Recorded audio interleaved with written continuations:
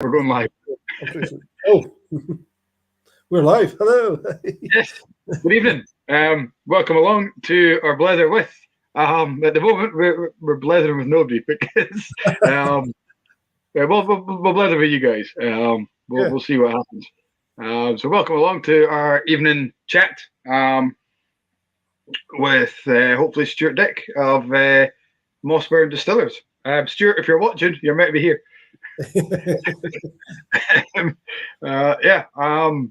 Russell, how are you?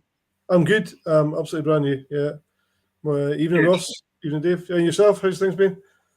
All right. Yeah, we were running a Whisky Ambassador course at the shop today. So yeah, so excellent. Yeah, all passes on both the practical and the written test. So more Whisky Ambassadors out there, which is pretty cool. Fantastic. Yeah, absolutely. I'm just going to move this camera around because I'm using an external camera, and it's weird looking at the camera but seeing the screen in the background is kind of confusing me. Is this the one that's supposed to follow you around? Yeah. Now I took it because it's a bit higher up and I can avert the screen from the mess behind me as we're kind of moving the house, preparing for baby. So How will those cameras work? So I remember we had, you were on with Gordon, weren't you? Gordon. Yeah, Gordon Dallas had one, and it seemed to keep on going all over the place. Yeah. Hello, Stuart. How are you? Hi, Stuart. Evening. Apologies for running a bit late. I ended up having dinner with Neil and lost track of time. I was sitting there, we're chatting away, and I suddenly thought it must be close to 7 now. I picked up my phone and I had messages from both of you, so apologies. I'm here now. That's all right. It's been one of those nights. I sat down at the computer at 2 minutes to 7 thinking I was late and I was the first one in. So. It happens to you.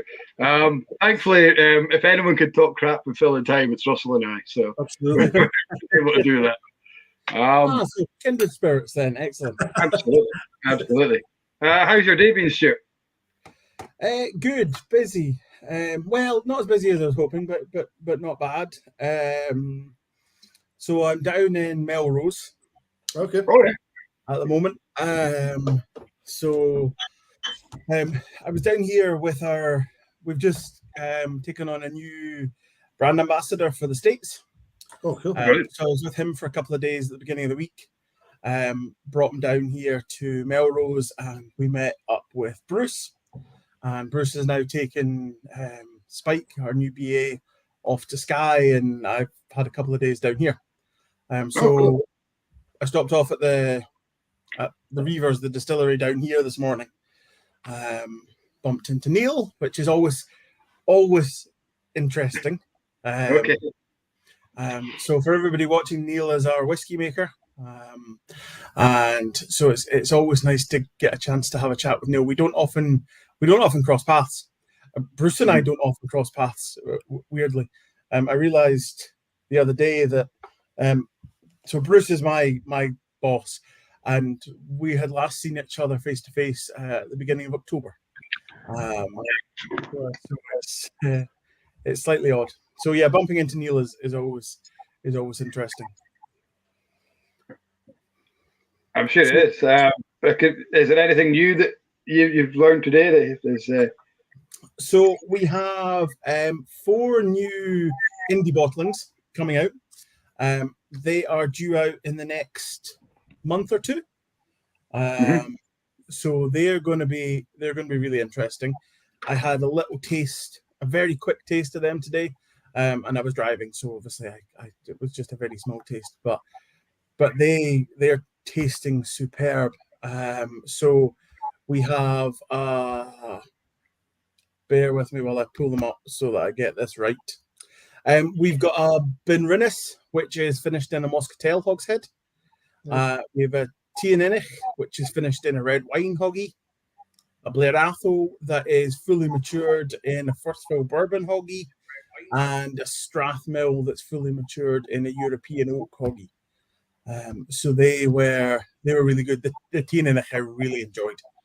That was really nice. That little bit kind of slightly waxy character and kind of linseed oil. That was lovely. Sounds like a great range. I remember when you emailed me over, I was like a great selection of casks as well. Yeah. So that European Oak-Coggy and some wine cask. I'm actually on your the Macduff from a couple of releases ago, the 14-year-old in the port cask. It's really good. And then alongside that, you had the red wine or Thrusk. Was it 21 that they came out? I think it was 2021. Well, those were last year's bottlings. Early last year, yeah. 28, 29, 30. So there was the Thrusk, the Macduff, and Craigellachie. Yeah. But that Macduff is stunning. Yeah. My drama of the three, admittedly, was their Thrusk. And for the first half of the year, I think that was my drama of the year. It was just like drinking blackcurrant juice. It was, oh my God, so easy to drink. The casks gave it fruitiness, but not a huge amount of sweetness, which was really, really nice. And you still got a little bit of that Thrusk distillery character coming through, which again was good. Yeah. It's very rare.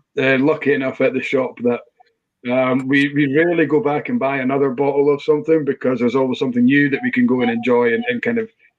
But that was one I had to buy a second bottle of. So that's as big a compliment as I can give. Nice. You guys. I'm pleased to hear that. Sorry, bear with me. I'm used to at home. I'm a bit obsessive about my lighting, and so in a hotel room, I kind of have to make do. Sorry, I was messing with that. Your lighting's absolutely fine, Stuart. Listen, I've been several shades of different colours over the years, and I remember one night my light got darker and darker and darker, and for some reason lit up again. So yeah. It's my camera I'm having issues with. I'm trying to get to eye level so that I can. Oh. Well, you've just got rid of Stuart there, so. Yeah, no. Excellent. You know what? I'm just going to plug the damn thing. So, folks, everybody just joined in. Welcome to the Keystone Cops version of the Blether. If anybody remembers the Keystone Cops, Mike's actually managed to unconnect himself altogether now. So, yeah, fantastic. Oh, here he comes. He goes, he's back. Maybe. Oh, it is he. So, you've got a busy year ahead, then, Stuart? Yeah, very busy year ahead. My planner is looking pretty mental. To be fair, I think most BA's planners look more or less the same. Actually, in many ways, I find it quite reassuring because once the planner's full, I don't then have to think about planning stuff anymore. So yeah, lots happening. Quite a lot of trips to the distillery with customers. We've got, I think we're doing about a dozen shows this year, so we've increased that from last year. So that's going to be really good. I'm looking forward to doing all those, and quite a few tastings coming up as well. Particularly with the new vintage casks coming out. So I'm really looking forward to sharing those. Just for a few of the guys that we didn't do our usual introduction tonight. As I said, this is the Keystone Cop version of the Blether. But just for the guys who might not have met you yet and might not know you, do you want to just tell us a little bit about yourself, what you do? And yeah. So I'm Stuart. I'm a UK brand ambassador for Torabhaig Distillery and for Mossburn Distillers.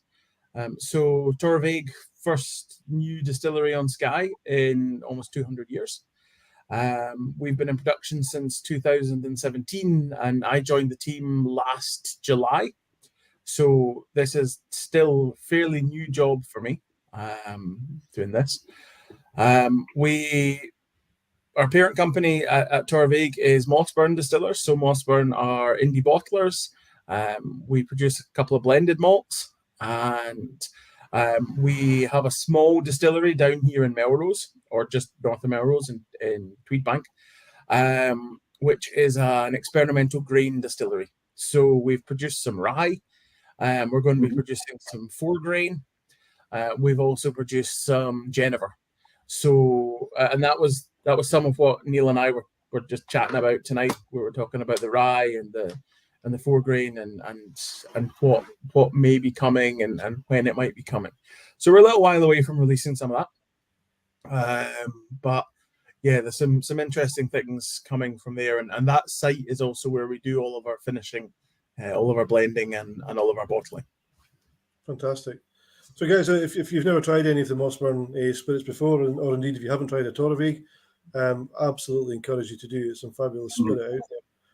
Talking off spirit, Mike did tell us he's got one of your Mossburn McDuffs in the glass. What's in your glass tonight, Stuart?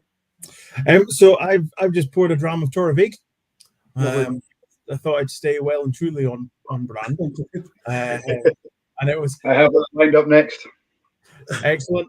I was planning on making myself an old fashioned. So I spend most of my life on the road. So I have a little kit which I take with me, which is for making old fashions. So I have bitters in there. I have a little mini bar spoon. Slightly tested old fashions. I will admit. So I carry that around with me in my case because it's one of those things. Once you get into a particular drink, nobody else can quite make it right. So it also avoids me sitting in a hotel bar for way too long. If I make myself one or two in the hotel room while I'm watching some telly. Rather than sitting in the bar till 1 a.m, it discourages me from doing that because you get chatting to somebody in the bar, particularly if you get chatting about whiskey, and before you know it, you're there all night. There's everybody's top tip for the night, then, guys. If you like a nice little cocktail, take the kit in the bag with you. Make sure you've got all the accoutrement. That's fantastic. Yeah, I guess when you put it in the suitcase, the other half just thinks it's your toothbrush and stuff like that. Yeah, I mean, she's well aware. She's she knows them absolutely. So I have that, and I have this is my little Glencairn carrier, and get 2 of them in there. So right. Just in case you meet somebody at the bar and you end up having a nightcap. Exactly. I've become far more efficient at this. This transporting extra booze stuff. It's not like I don't carry much booze anyway, but a couple of little extra bits and pieces, it never goes amiss. So do you bring the sugar syrup with you, or do you use the make up your own mix at the? No. So I've got this was honey syrup. I have the sugar syrup. No, that's some amaretto. I've got some Cointreau in there. There's some Demerara syrup. I take this far too seriously. Couple little dropper bottles with my bitters, and a couple of small bottles of whiskey. Yeah, no, I've thought about this way too much. It's ridiculous. But it probably tells you far more about me than you ever needed to know. The fact that I put that much thought into this. It's that if I take anything away from any Blether I've ever done, that is it. Cocktail making kit in a shower bag. I got really quite into old fashions during lockdown 1. I started messing about with them, and I was making cocktail videos during lockdown 1 and got really into old fashions. And as I say, that's one of the challenges. Once you get into a cocktail, when you go out and drink it, it's just never quite what you're wanting. So that's the kind of the best way for me, I find, taking that out with me. I was speaking to a friend recently who started traveling a bit more for work, and he was lamenting the poor selection in the hotel bar that he was in. I said, you got to start taking a little old fashioned kit.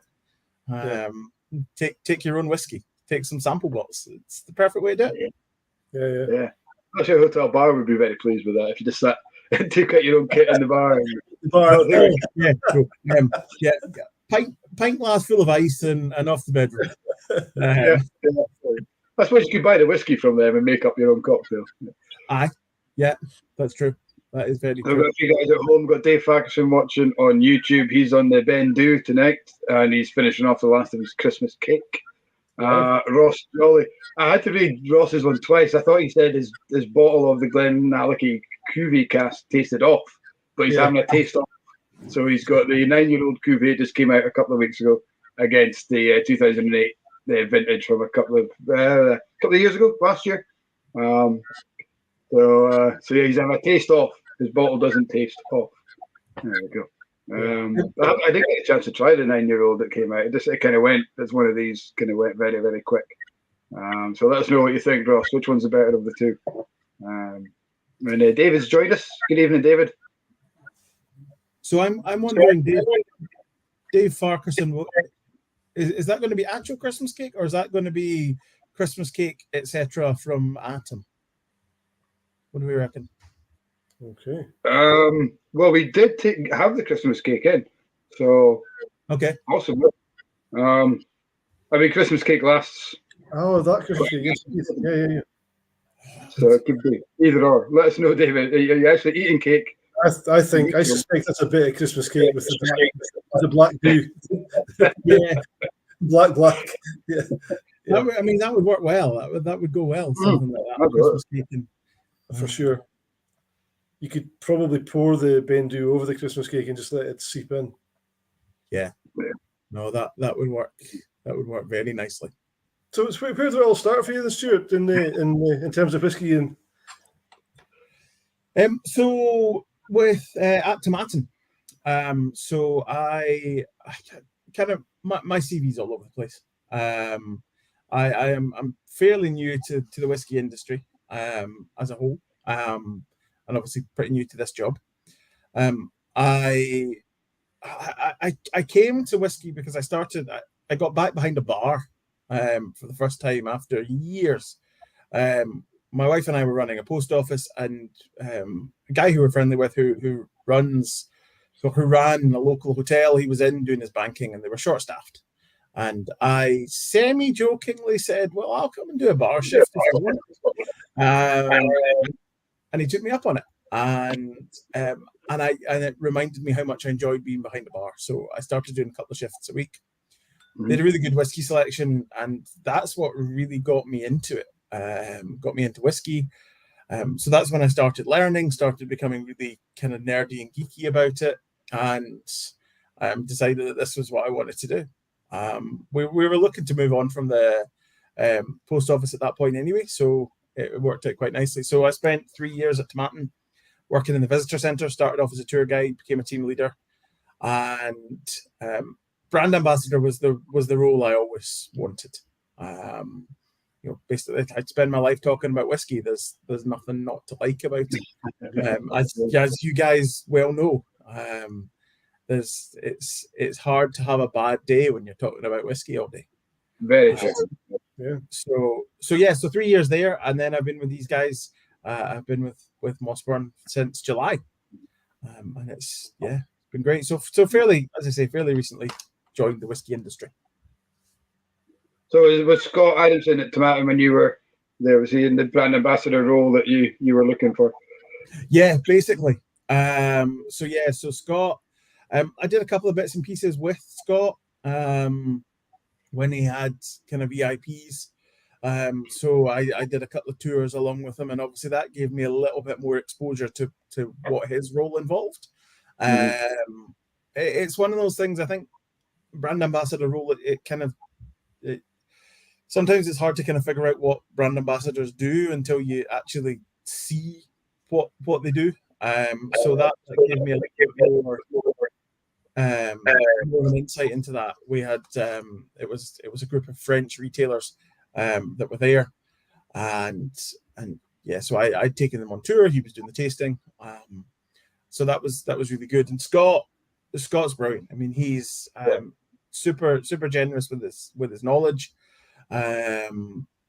which is really great. Although I'm saying that as though it's unusual.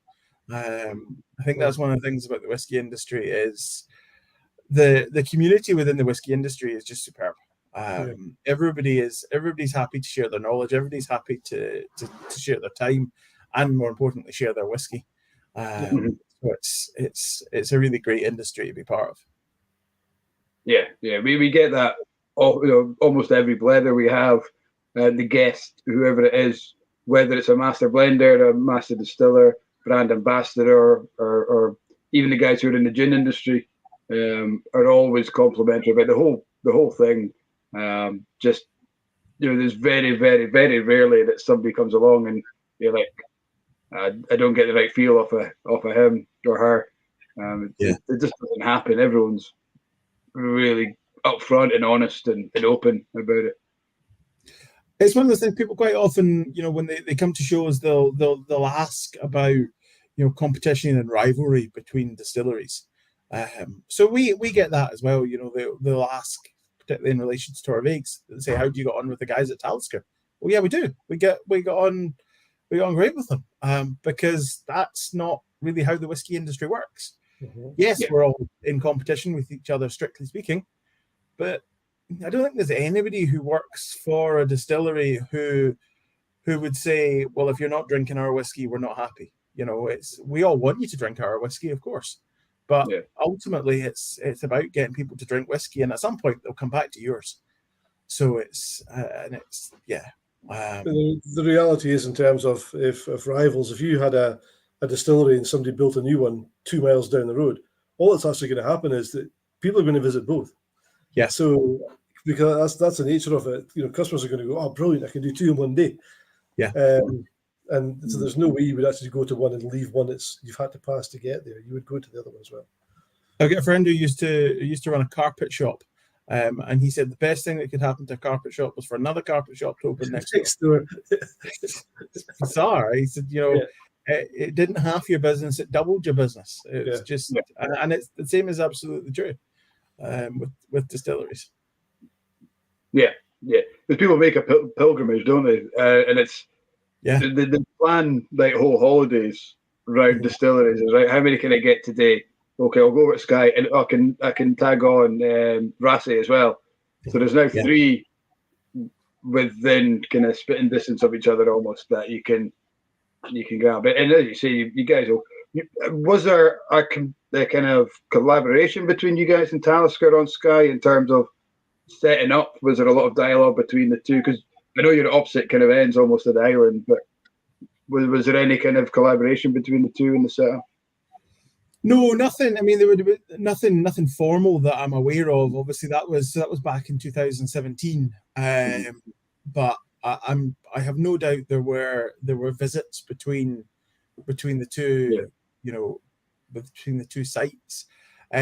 But no, nothing. There's no sort of formal collaboration there. I mean, obviously, we're at opposite ends of the island, and we're at very different stages. We are significantly smaller, and we wanted to do so. Our whiskey, we wanted to produce something that was the Skye style, but we very much wanted to produce something that was different, something that was unique in the market. Bruce describes it, and I really like his description.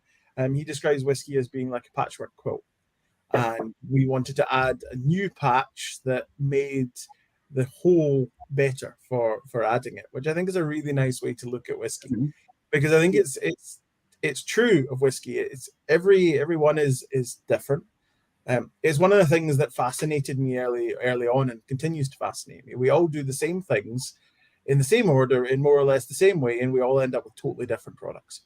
And that is just, it's incredible. There's 100 what are we at? 130, close to heading on for 140 now. And everybody's making something different. I just love that. Yeah, and it covers the whole country as well. So not only are you talking about different products, different distilleries, you're getting to travel the country as well and see all the fantastic scenery that we've got. And you would be amiss if you went to Skye and didn't go to the south to get the views that are available from that end. So. Yeah, I've seen more of Scotland in the last 7 months than I had in the rest of my life. And every time I go somewhere, I think, oh, this place is great. Why have I never been here before? So I've spent next to no time down in the Borders. But I've been down here all week, and every town I go to is great. There's always lots of really interesting little restaurants and shops, and you guys may have seen on Facebook, I met a horse yesterday. Yes. That was the unfriendly horse. It was very friendly towards you. So. I couldn't resist posting that. I just thought I quite like posting something a little bit random from time to time, just to humanize the feed a wee bit. I just imagine somebody in a few months' time stumbling upon my Instagram profile and checking out the grid and bottle shot, tasting, bottle shot, selfie with a horse. I just thought, I wanted. You have to make those interactions, and I used to do a lot of cycling, and I used to love it if you would go alongside a field of cows, and they would all start running alongside you. And you felt compelled to stop and sort of chat to them for a bit because they were interacting with you, so you kind of felt, well, I've kind of got to give them something back here, Yeah. I totally get it, absolutely. And I like the fact that you used the word "have a chat with," because that's how I felt about the horse. Because I'd parked next to it, and the sign said "Don't touch it, don't feed it." I was like, "Well, I need to say hello. I've parked in his driveway. I can't just ignore the horse." It reminds me of a story. We've also got a pub as well as the shop, and one of our regulars is a bus driver, and he's often comes out with some great stories. This is one of my favourite ones.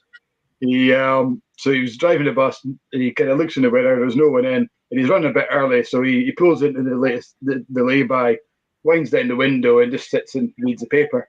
And the next thing he knows is this cow's head kind of sitting here, sticking his head in the window, and he just kind of goes, "Oh, hello, dear, how are you?" And he starts having this conversation with this cow about his day and everything. And then at a minute, there's this tap on his shoulder. "Are you going to be long, driver?" So there's this little lady right behind him. He had no idea was there. So she's thinking this bus driver has gone too lally speaking to this cow. I love that. Brilliant. Yeah, one of my favourite stories. It's great. You just imagine this lady thinking, "What the hell is going on here? You going to be long, driver? I got my messages to collect." I like the politeness of her as well. Nothing cheeky. It's just is this conversation going to last long? She was probably quite content to sit in the back while he finished his conversation. How long do you normally talk with a cow? Is this a regular stop to have a chat with a cow? Is it? Is she a friend of yours? I mean, she could have thought it was like therapy. The cow was the therapist, and maybe his annual 5 minutes of unleashing. Thank God he didn't speak about the lady when he was speaking to the cow. You imagine? He's like, I just saw a video on the bus today. Anyway, we digress. The cows are still going. She's in the back. She's got the cows going.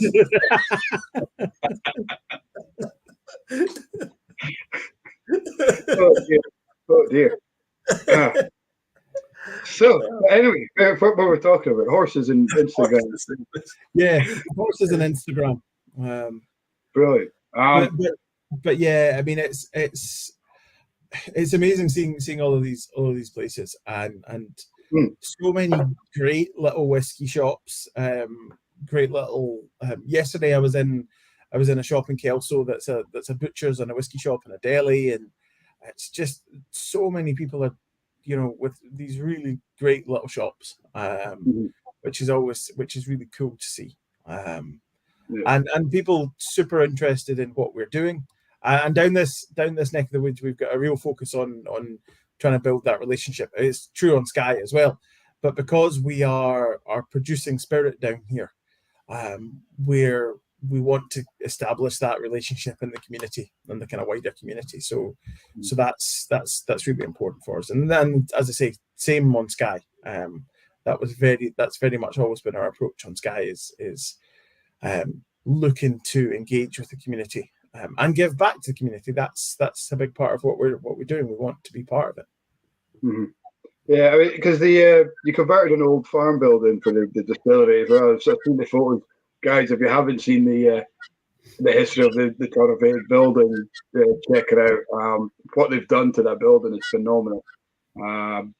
It's and overlooking the castle was it the MacLeod Castle or the Campbell Castle? So MacLeod originally, even in Vic.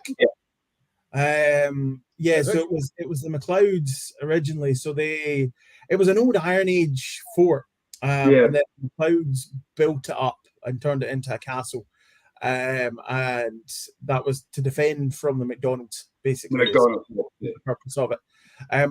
The history is pretty hazy, as you would expect from anything of that sort of age, but from what we can tell, it passed back and forth probably half a dozen times between the MacLeods and the MacDonalds. And ultimately it was in MacDonald hands when it was abandoned in around the 1600s. And it then started to fall into ruin, as you would expect. And if anybody who goes and visits the distillery, it's a pretty short walk out to the castle. And given its position, you can see why it started to fall into ruin pretty quickly. It's You've just been battered by the elements. Yeah, I mean it's a really open position. You go out there and it's you properly experience the elegantly rugged nature of Skye, which is the phrase that we used early on to describe the whiskey. So yeah, as it started to fall into ruin, and then eventually somebody decided to build a farm where the distillery now is. And they had an obvious source of dressed stone to use to build the steading. So we've got a close link with that castle, with Castle Camas. The stone was for the steading came from the castle. And then, as you say, if you have a look at the pictures and you see what we bought back in about 2013, it needed a lot of work. Required a lot of vision for somebody to say, yeah, this can be a distillery, which really impressed me. We had a stonemason there every day for about 3 years, and you can see bits of it behind us, and it's a fantastic building, really, really beautiful site. One of the great pleasures that I get is waking up there when we've got visitors there and looking out over the Sound of Sleat. It's just stunning. Have you checked it every single time? It's great. Yeah, I was lucky enough. We had Bruce over doing a tasting. I think it was at the launch of Alt Glen. We had over at the shop, and he kind of dropped in the conversation. Yeah, if you want to come over, and we'll put you up in the chalet kind of thing. And brilliant. So we took him up on it, went over, spent the night, and it's just absolutely stunning. Overlooking, there was deer in this, just walking along the shore. You could hear them. What a place! Beautiful, beautiful place. The only downside of the whole trip was there wasn't any ferries over to Mallaig on the Friday. So we had to drive all the way back and all the way around. So what should have been a half-hour trip down to the ferry and over, because we booked to stay in Mallaig the next night. But it was all right. Well, that wasn't your fault, so we won't blame you. One of the things I really like is when we're taking guests there, and if we arrive in the dark, it sounds a bit backwards, but so arriving there in the dark is nice anyway, because you've got as you drive in, the mash house is all lit up, so it looks really nice, but it means that people wake up and they see the view for the first time.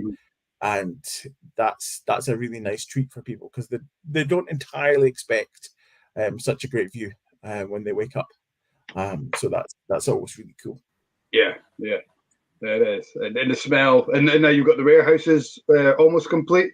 I think they were just doing the roof when I was there. Are they complete and running? So warehouse is complete. That was more or less completed when I joined last year. The main thing we were waiting for at that point was for the swallows to move out. So they had taken up residence in there, so we were waiting on them to move out. They have now moved on, and we're ready to start getting casks in there. We may already have started getting casks in there. I'm not sure exactly on the time for that, but I know that last time I was over there, which was a few weeks ago, Graham, our site manager, was talking about the casks were due to arrive fairly soon. So it's quite a small warehouse. It's going to hold about 1,000 casks.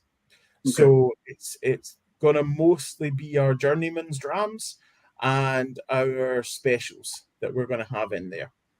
So it's right down on the side of the sea. It's on the beach. It is. Oh, nice. We had to dig out 6 feet of peat in order to put it in. So the whole area was just peat bog, and we had to dig out a huge amount of peat to put it in.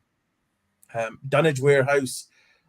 Single skin, loads of ventilation, so it's going to be a really humid warehouse, which is what we were looking for, to give us the influence on those casks that we're looking for. And at some point, I think, or I'm hoping, we'll do a bit of an experiment with casks down there and casks here in the borders, which will be interesting to see how the maturation of them is different. Yeah. It's you're from basically you're overlooking from the distillery over the warehouse to the rooftop, because it's low down, isn't it? It's low, and then the sea is just the beach and the sea. It's an absolutely beautiful sight. So one of our regular watchers and customers, David, spends a lot of time in Skye. He's just saying he's back to Skye on Monday, so he's away up there. So I hope the weather stays out for you, Dave, because there's nothing better than being in Skye and a beautiful day. I do think for an authentic Skye experience, you do need to have a bit of horizontal rain. I think it's only appropriate that you have that. If you get both in the same week. I was up there in October last year, 2 years ago, I think it was. And there was only one day where you could actually see anything, but it was spectacular. And a bit of things that made the whole week worthwhile, because it was truly spectacular that one day.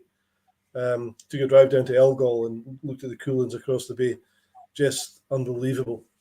But the rest of the week I couldn't see the hand front of face for the rain, and dodging the potholes in the north, the northwest was car breakers up there for sure, absolutely. We when we have visitors there, they part of their trip is we send them out for a tour of Skye. So they go off in, depending on the size of the group, it's car or minibus. And there was one of the trips early on when I joined the company, and I went out with them.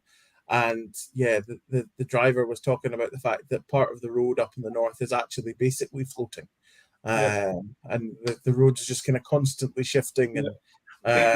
Because it's in essence floating on heat, which is quite incredible. So just moving off Torabhaig slightly, Stewart.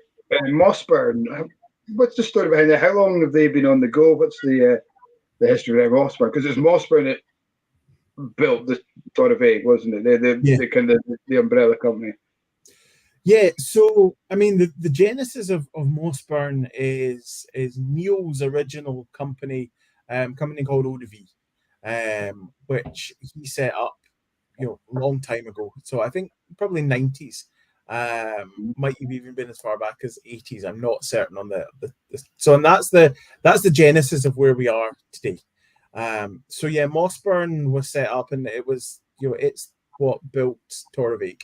So Mossburn is named after somewhere down in this neck of the woods, near Melrose. There's a place called Mossburn Ford, and that's where the name came from. And we've got a site close to Mossburn Ford, which is south of Jedburgh. There was an old hotel there, the Jed Forest Hotel, and we're in the process of converting that. It's basically been gutted.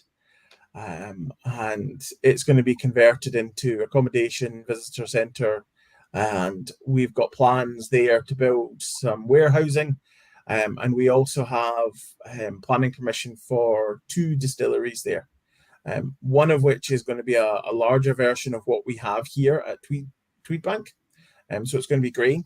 So we currently here have a single pot column, and that's what we're producing the rye and the Jennifer, and we're going to be producing the 4 grain on.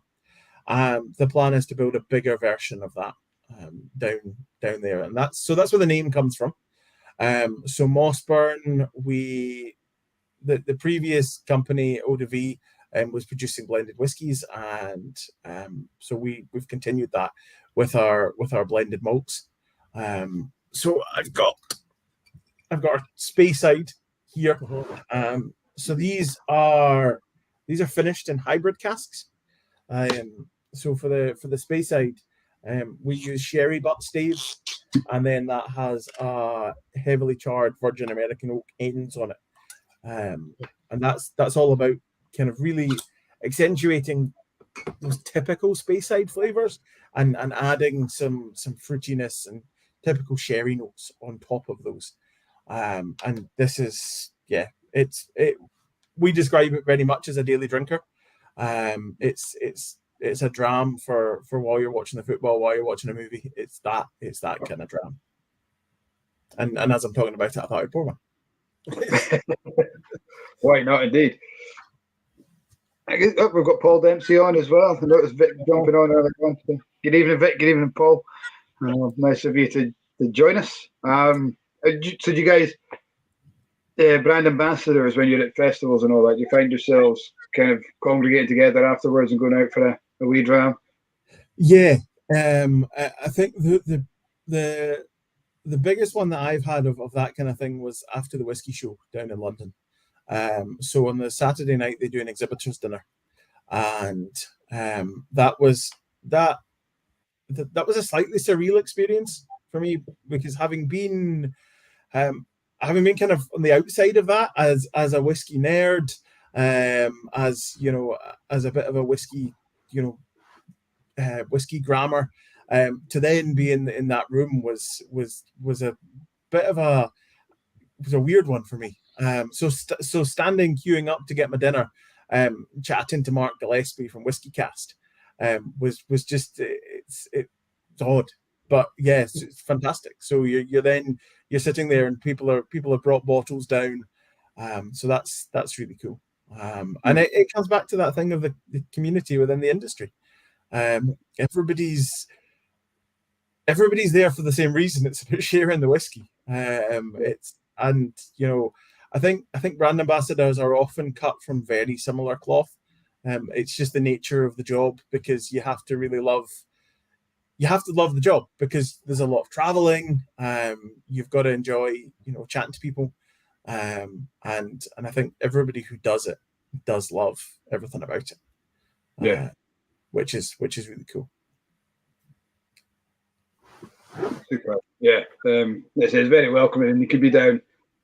1 minute you're speaking to, say, Mark Gillespie or Billy Walker or Charlie McLean, and people who you idolise 1 minute, and then you're sitting having a chat and a dram with them, and it's not long until you realise actually they're just human beings, and they're just very, very good at what they do. And it's extraordinary.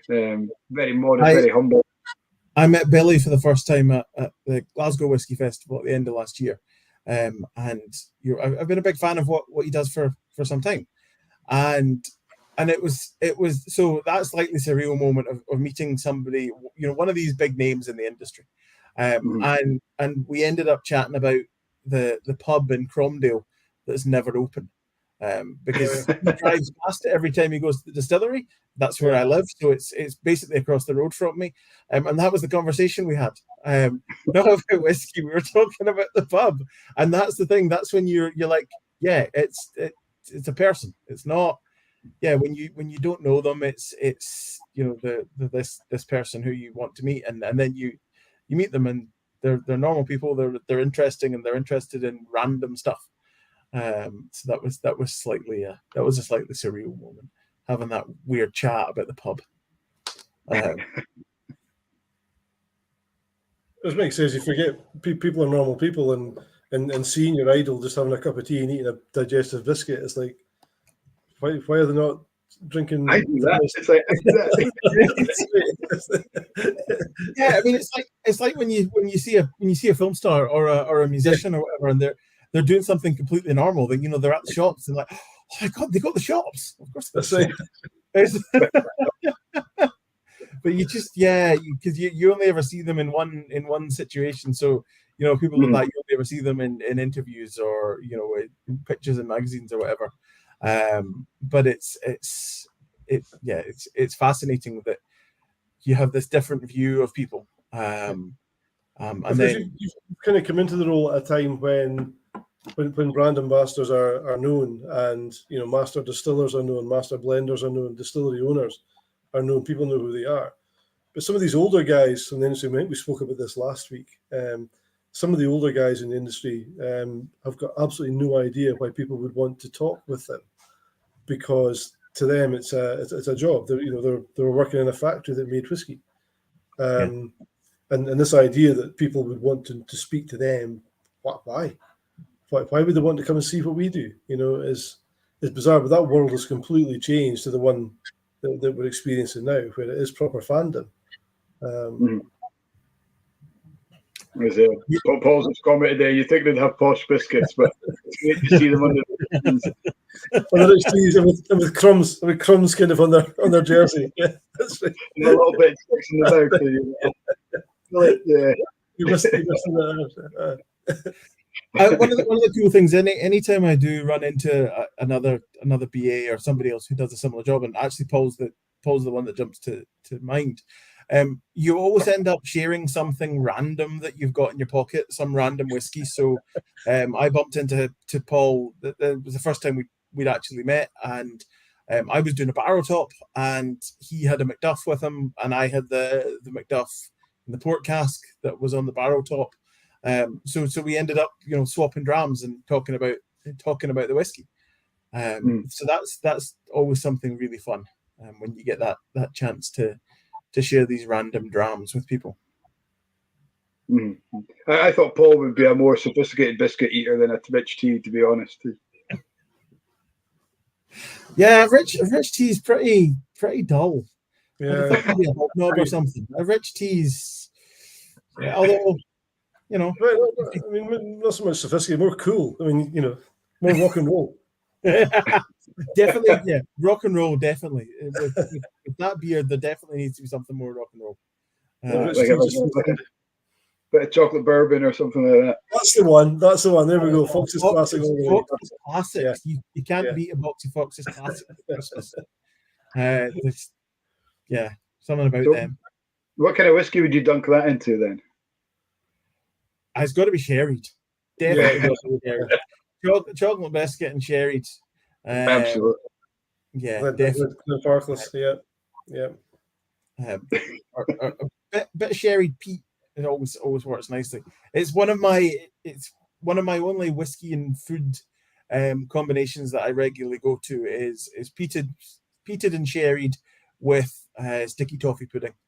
I rarely go for whiskey and food combining, but that pairing works super well. Have to try it next one down the Ordinary Arms. So I think they're reopening the Ordinary Arms in Newborough. They claim to be one of the places where the sticky Newborough and Aberdeenshire, not Newborough Fife. Okay. They claim to be one of the original places where sticky toffee pudding was invented. One of a few, I think. But you used to get a mean sticky toffee pudding there in the 1980s. You guys won't remember that because you were both babies, but or maybe not even born. No, baby. Yeah. So definitely no drinking whiskey. Kat, who works in the shop as well, has just tuned in. So Kat Housley, our distillery cat, she just said, when you tune in late and catch the tail end of a whiskey biscuit chat. Well, Kat, you could have tuned in the middle of us talking and chatting with cows and horses, so that might have been a bit more. That might have been a wee bit more confusing. Yeah, that more up Cat Street, wouldn't it? Yeah, the biscuit chat made an awful lot more sense than the cow and horse chat. That was just very random. And I think we should definitely leave that with no more context for anybody who's just tuning in now. Well, absolutely. Yeah. Go back to the start of once again. Yeah. I'm going to open this bottle of Torabhaig, the Old Glen, which is the second of your Legacy series.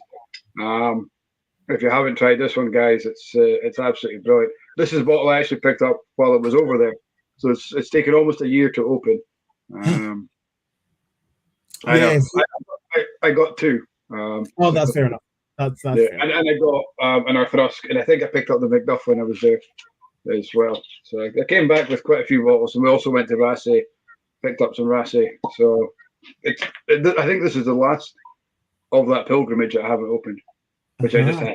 So, but yeah, as you say, we get a lot of people who come over and are doing the trip, combining us and Rassay and Talisker, and I think and it's an interesting thing, and it's something I talk about a lot, is looking at the journey that all of these distilleries, including ourselves, that started in 2016, 2017, 2018, we're all at similar stages in that journey, but everybody's taking a slightly different approach, which I think is really interesting, and I think it's a really interesting time to be into whiskey, as a drinker, and seeing how we're all taking really different approaches to what we're doing with cask maturation, what we're doing with grain. So we're doing a lot of stuff with different grains. So Neil, his specials, as he refers to them, he's started looking at heritage grains. So he's been doing heritage grains every year. So they're getting laid down. And we will shortly be starting a batch with Sassy, the kind of the latest grain to come on get to the top of the stairway to heaven. So yeah, we're doing a lot of stuff with grain. That's a big focus for us. Good to see you, Paul. And so the Alt Glan, as you said, Mike, second release, it's going to be available through till the end of this year.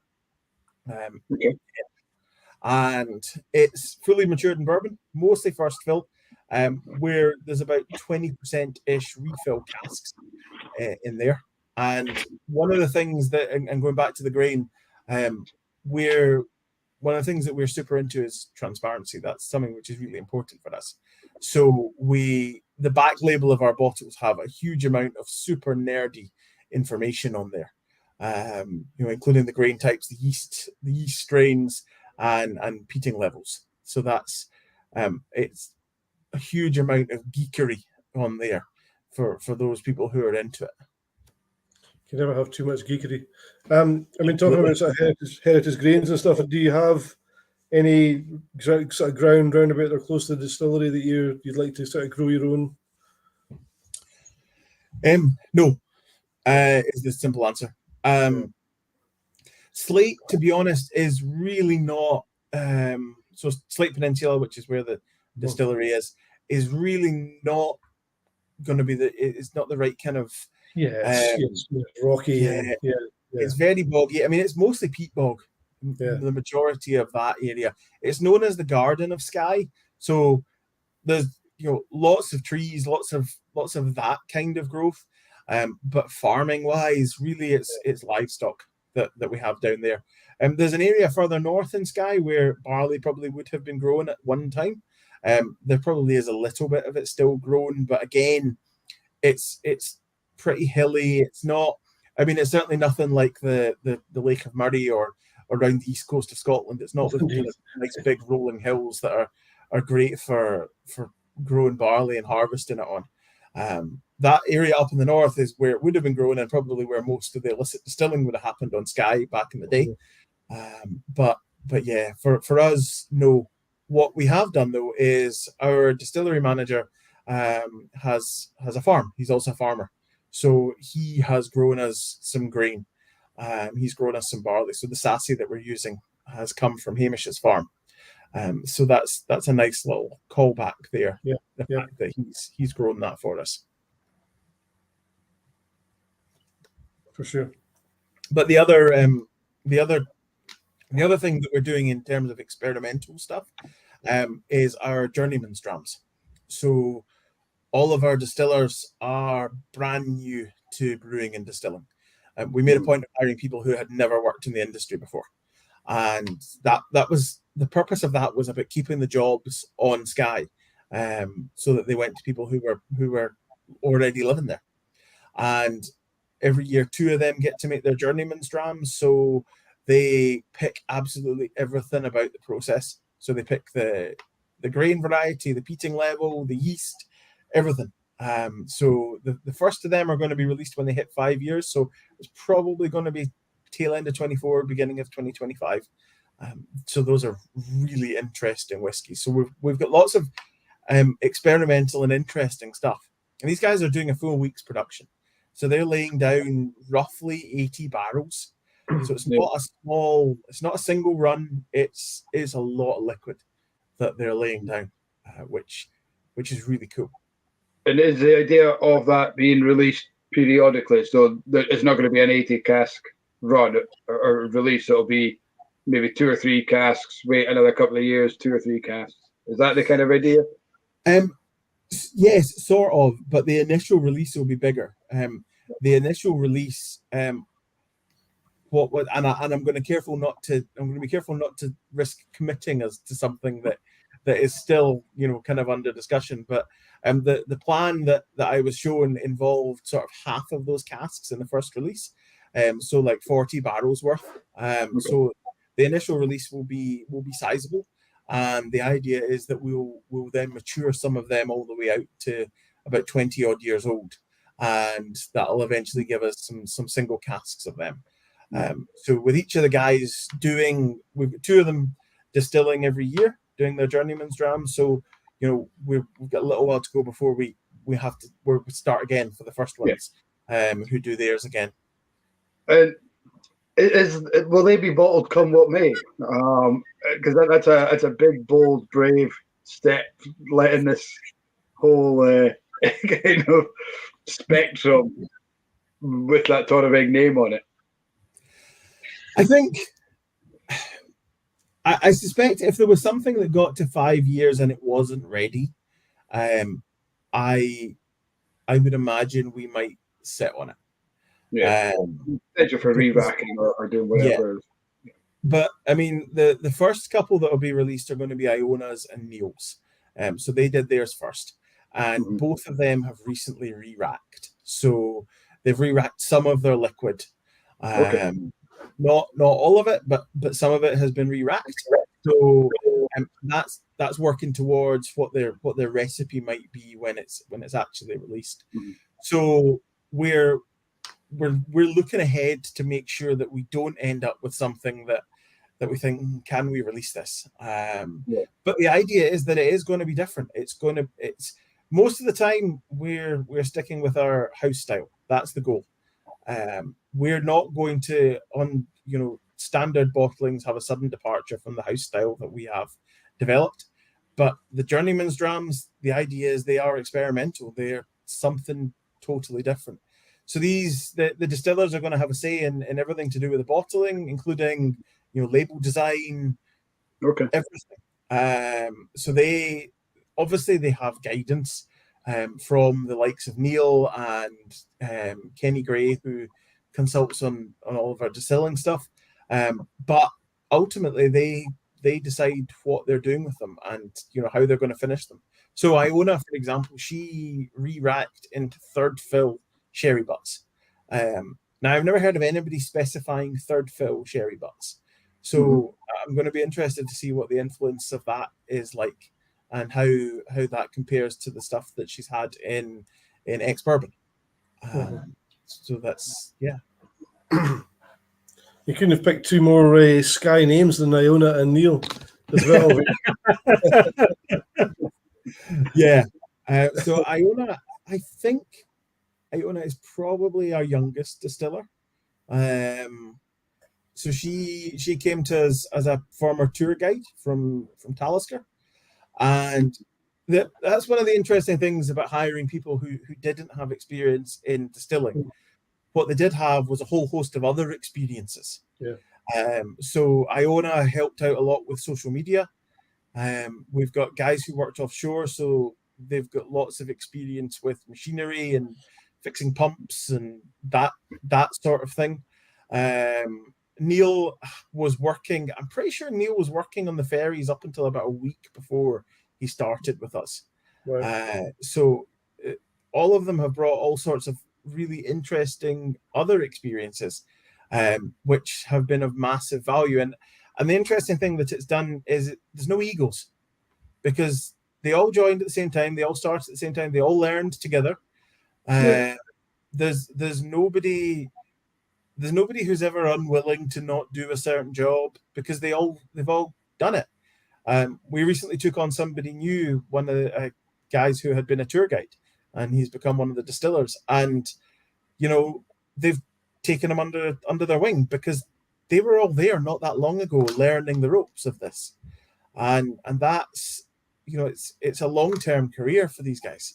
It's a really secure job, and they getting the opportunity in particular to do things like the journeyman's drams is something nobody else is doing that. And they have a real ownership of the distillery, which I love. The first time, or one of the first times I was there, I spent 3 days with the distillers, and the first morning I arrived, we were sitting having a coffee, and the whole conversation for probably half an hour, 40 minutes, was about the water filtration system that they had modified and improved to make their lives easier, to make everything more efficient. So that's the kind of ownership that these guys have got. They're none of them are just rocking up, doing a shift and collecting a paycheck and not caring. They all everybody cares, which is really, really nice. It's a really nice way of keeping them not interested, because obviously it's a really interesting kind of fulfilling job, but keeping them invested as well long term is giving them this opportunity to see out. I mean, if that was, for example, a gin, you come with us and you can make your own gin, you could be finished it within 2 months. Whereas a whiskey, you invested at least 3 years, 5 years, however long. So it's a really big kind of commitment from the company for you guys to kind of say, this is a trust, this is investment we want to give you, but also for these guys, they're like, well, I'm in it for the long run, and I want to see my whiskey at the end of the day. So it's a great two-way kind of relationship that you're building up there. It's fantastic. Yeah, I've joked before that it's a good way to keep them working for us, because you're going to be getting your whiskey at the end of the day. we could put it in a cask that they don't like the sound of. So it's but yeah, and it's really the whole distillery has that feel. Obviously, Mike, you've been there. You've everybody there basically has been there since day one. So the whole team is, really proud of what they've built, and rightly so, and really proud to be part of it, which is nice. It's everybody talks about places having a nice that family feel, and very often, you join a company and someone says, "Oh, we're like a family," and you think, yeah, okay, but that is true at Torabhaig. It really is. They are very much a family. You definitely feel that, when you're there. Everyone chats to you. Everyone we obviously phoned in advance because we wanted to stay in the accommodation. Everyone knew who we were by name, me and the wife. My mum and dad were on Skye as well, staying not that far. So we just kind of said to them, come down and you'll get on the tour with us. And, they were welcome like they'd been there all week. And it was really, really welcome, really nice kind of place. And I couldn't. Whiskey's great as well, which is it tastes and it feels like it's been there a lot longer. When you're in there, you feel like the distillery has been there for 20, 30 years, if not, back to the 1800s, rather than, was it 2017 you started running the still? Yeah, you're absolutely right. It doesn't feel like it's just opened, which in relative terms it has. It does feel like it's been there a long time. And I think that's one of the reasons why we went for wooden washbacks, for example, because it was just more in keeping with it being a listed building. So we talk about the building being one of the whiskey makers, because that had a real influence on what we were able to do in terms of size of washbacks, number of washbacks, size of stills, everything like that. So we've got a pretty unusual still setup in that the stills actually face each other, which I've never seen anywhere else. And size of them, height of them, really influenced by the roof height. We weren't allowed to change the height of the roof with it being a listed building. We've added some vents to it, and I think that's more or less all we were allowed to change about the roof was add some vents. And we added the mash house, so that part of the picture that's kind of closest to us is the mash house. So we added that, but that's the biggest change that we made to the building was to add the mash house. It's it's one of these very few distilleries, and Russell, you've been to, I think, have you been to Ballindalloch before? It's one of these. You can stand at one end and see the whole production line right the way through. Everything's in one big open room. Glengyle and Ballindalloch are the only other two that I know that I've been to that you can see where the mash tun is right the way through to the still house. And you can actually watch almost the whole process taking place. That makes things so much easier when you're explaining the process to a tour. That makes a huge difference because people can see a logical progression of what's happening. Whereas obviously, most distilleries, and it's because they've grown up and they've changed and they've been extended. They're often kind of rabbit warrens. So, you go through here and through there, and people will often lose track of. They go, so okay, with the mash tun, and then how did it get here? What happened? But yeah, you've got that. Really, you can see that progression down the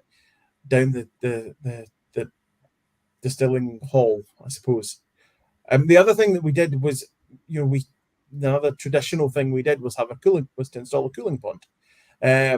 So when you drive in, you drive past our cooling pond, and a big part of that again was because that was more in keeping with that traditional style of building, and that's what we wanted to be. We didn't want a big cooling tower out the back of the distillery, and part of the reason for that is there isn't really a hidden part of Torabhaig. So most distilleries, there's the front, which is been made to look nice, and then there's the bit round the back that really only the staff see, and that's just the nature of what is essentially a factory in most cases. But because we're in an old farmsteading that's built around a courtyard, customers basically see everything. There's one section which is closed off. Customers can't access, but they can see it. So we didn't want to have a big modern cooling tower there.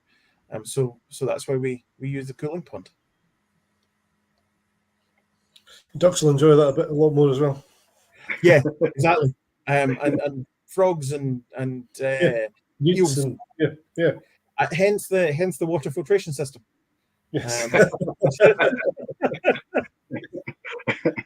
The frogs kept getting stuck in the newt guard, as it's more commonly known. It was I did the Edinburgh Whisky Academy diploma, and Vic obviously was teaching it, and somebody asked about filtering the water and treating the water, and his phrase was, "We just filter for frogs, nothing else." It was such a great phrase, and yeah, it's true. So I love the old Imperial distillery had doors for the frogs to come in and go through because they migrated through the building. That's because they were escaping the bombs in the pond. Hand grenades, yeah.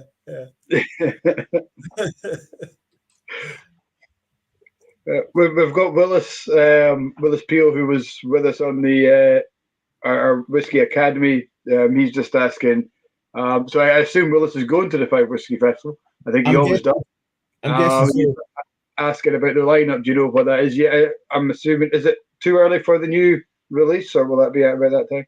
It is too early for the new releases, so they're not out until Q2. So we've got a month or two yet before they come out.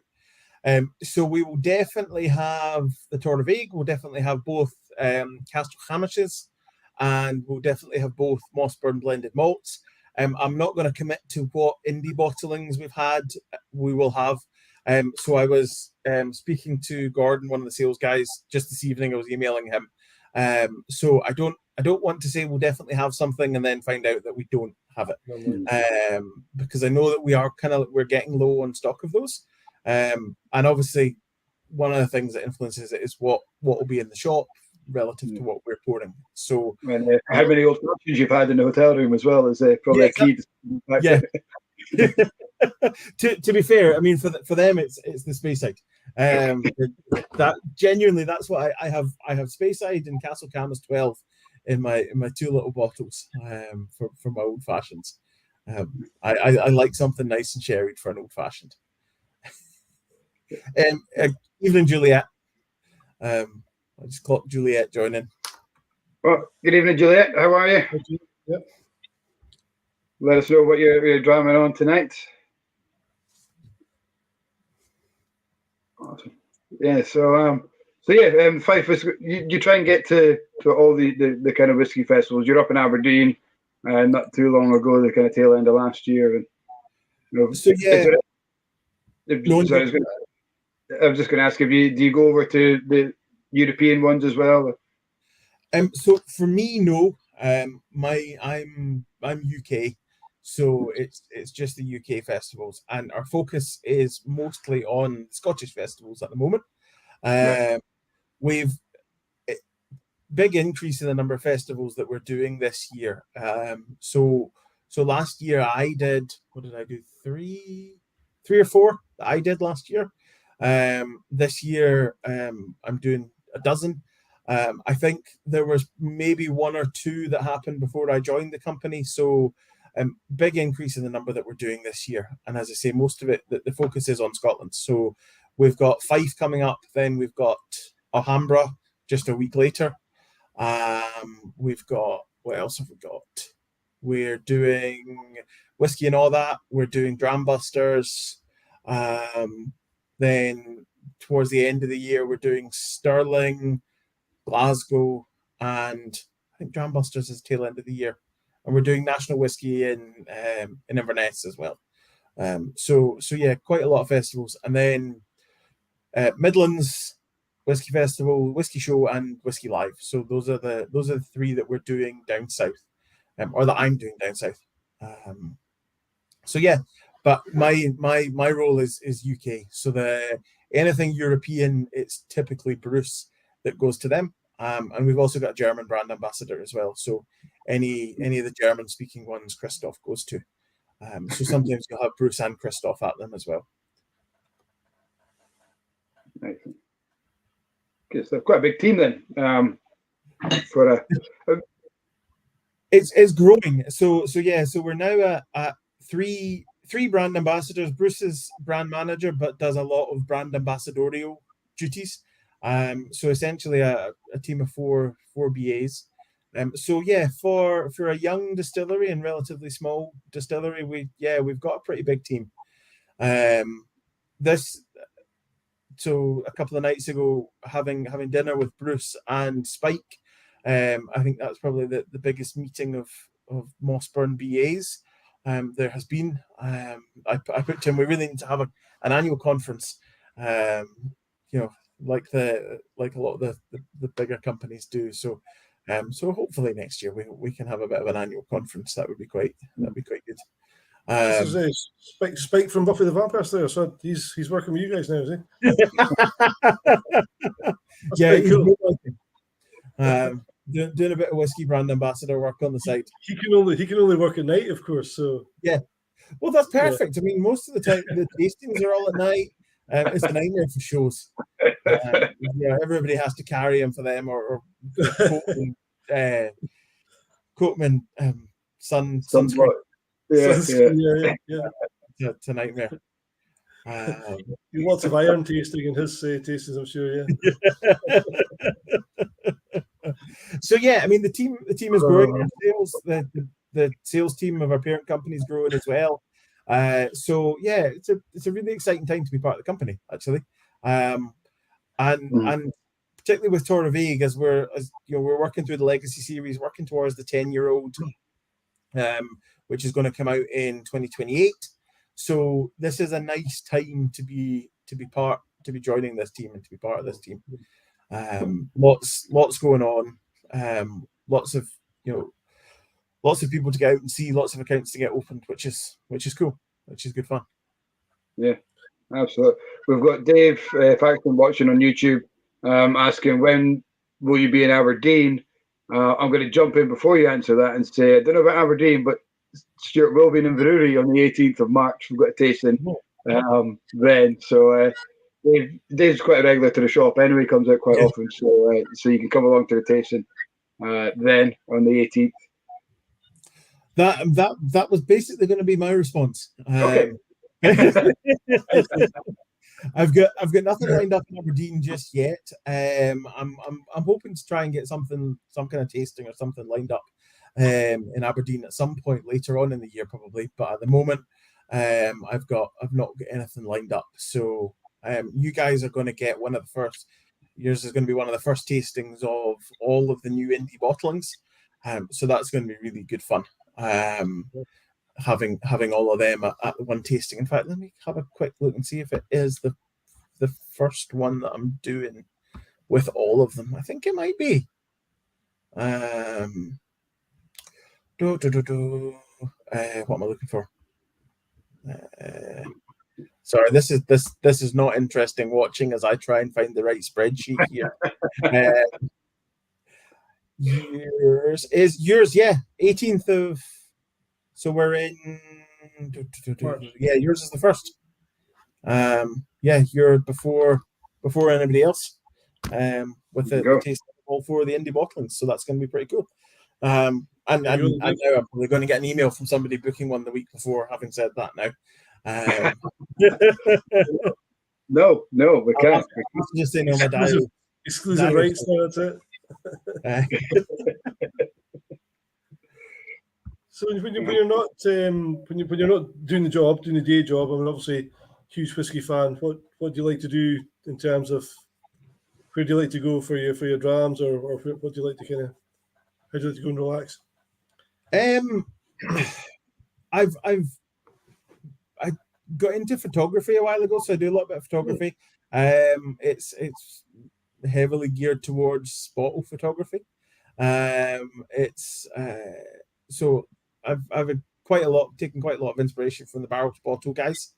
And in terms of going drinking, it's one of the things that is kind of a little bit lacking in terms of whiskey drinking near to where I am. The closest really is the Craigellachie and the Highlander. Highlander is generally my choice. That's kind of my ideal Sunday is lunch at the Craigellachie and then a few drams at the Highlander, because Tatsuya's got a pretty impressive selection of drams there. But yeah, in Granton, it's limited as to the number of whiskies. I'm working, so our friends now run a different hotel in Granton, and yeah, well, I'm working on trying to get them to do some more whiskies. I'm doing some training with them actually on Monday. I'm quite surprised to hear that. You think a big Speyside town like Granton, you think there would be, and now that you think about it, there's not a kind of whiskey pub. No, I think the interesting thing is, although Granton is basically the start of the whiskey trail, because until recently there was no distillery there, it was almost kind of bypassed to a certain extent. Mm-hmm. So Granton's got a lot of accommodation, a lot of bedrooms, but in a lot of cases, people will be passing through. So they'll be doing a road trip, so they'll be on their way up to the North Coast 500, or they arrive there to then do the whiskey trail.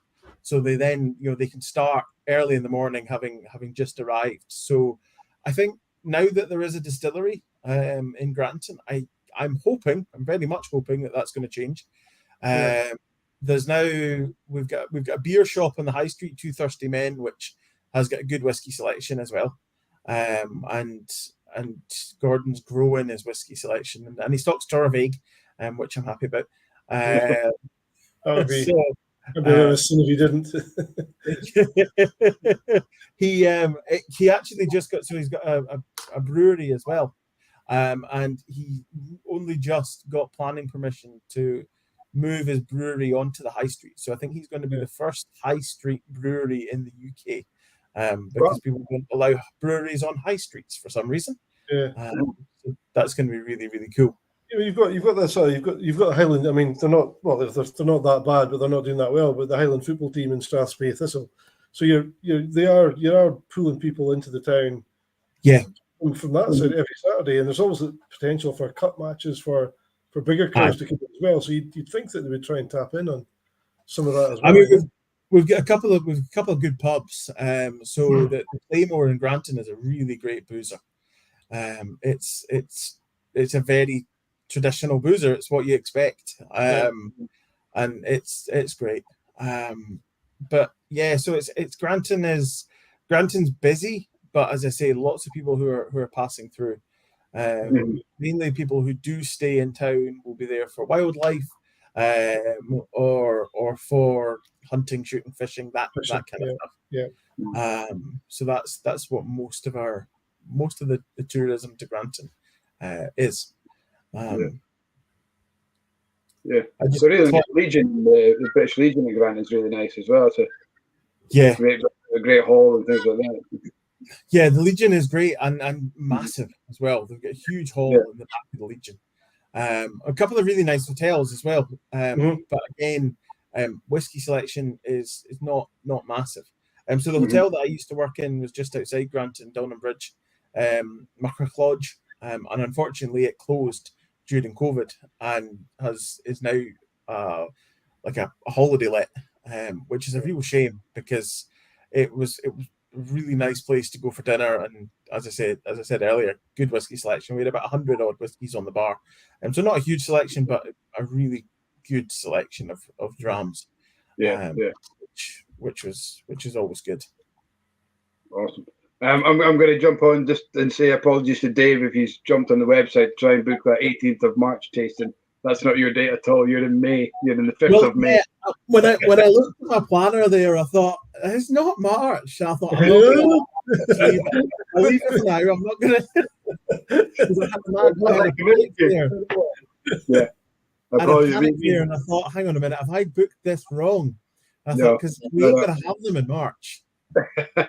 So we've got Kenny MacDonald from Dramore on the 18th of March. Oh yeah, that's right. That's right. They get my indies mixed up there, so we'll get that online. I'll be good night as well, Dave. You should come to that one too. Let's plug that while we're here.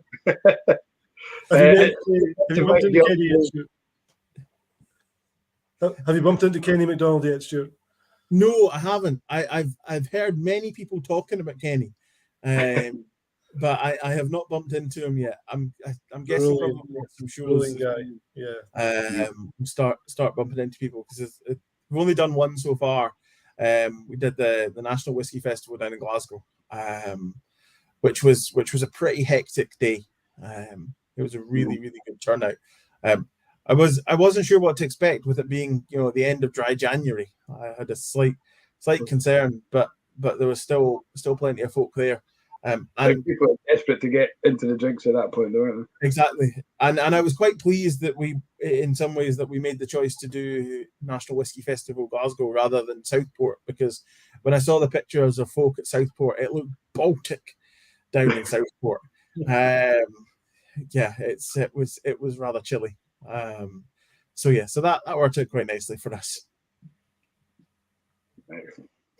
You're getting invited up to do a tasting at the Against the Grain in Elgin. I just Juliet's message. Yeah, Against the Grain is on my list to get up to. It's Juliet will have the same kind of experience.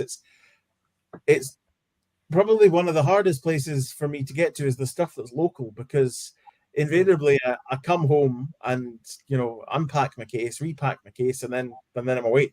It's sometimes trying to say, right, no, I'm just going to stay local for a couple of days. So yeah, I've got a week or so coming up where I'm going to stay local. So yeah, I need to get up and see the guys up there against the grain. Do you find it harder to push or get on the shelves in somewhere like Speyside, where it's, you know, people are flocking to Speyside to get their whiskey, people are flocking to Islay, these kind of real whiskey hubs? Is it more difficult, or is it easier to get shelf space somewhere like that than somewhere like ourselves or Aberdeen or, you know, Tyndrum, where there's less of a kind of whiskey pool? I think it's dependent on the shop, actually. So I think partly it's dependent on the size of shop.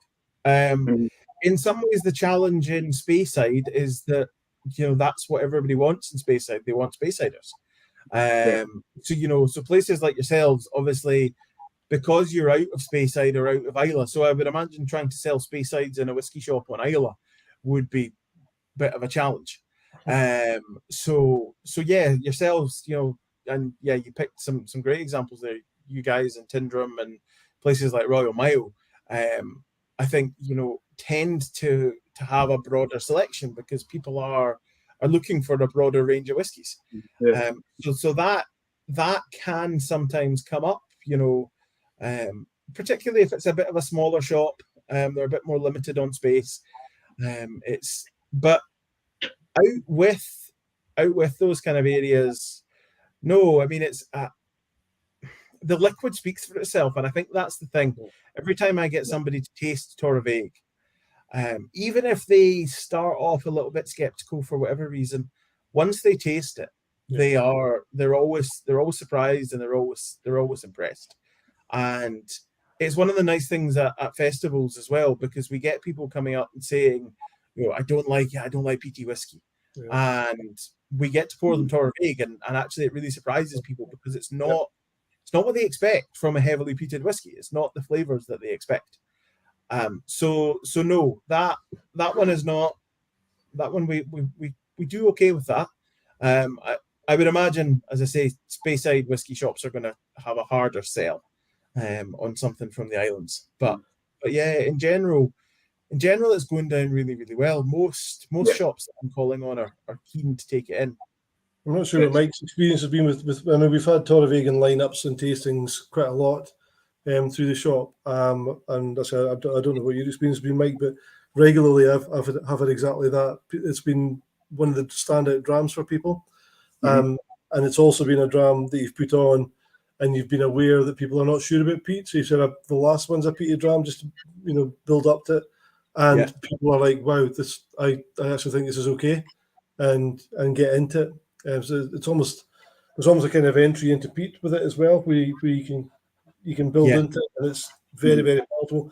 And there's so much taste behind it as well. I mean, all the lemony stuff, all the seafood, all the shellfish, all that kind of stuff that's in there. So I mean, it's not a simple dram by any means at all. There's a lot of complexity in there, and people really enjoy that. So it does well in a tasting. I think that's the thing. The spirit itself is really delicate. It's really light.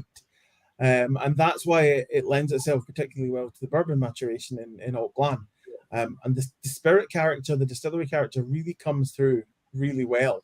It's not wiped out by the cask. And I think you know that's something which is, I think, going to be always going to be a consideration for our spirit. It's light, and that's what we wanted it to be. We wanted it to be light, so we run our stills very, very slow. So tons and tons of copper contact. We cut very, very high. So we only have a 15-minute foreshot, which is tiny in terms of foreshots. And we cut tails at 64%. So, and the reason that we do that is to really concentrate the guaiacol, give us all of that lovely ashy bonfire smoke, and to temper the influence of the creosoles. So the sort of the medicinal and tarry, those kind of notes, are really quite slight in Torabhaig, which really surprises people when we tell them that it's 77 ppm in grain. But again, you know, coming back to, you know, the information on the back of the bottle, we give you the residual phenols on there as well, which is a more useful number because it tells you what you're drinking.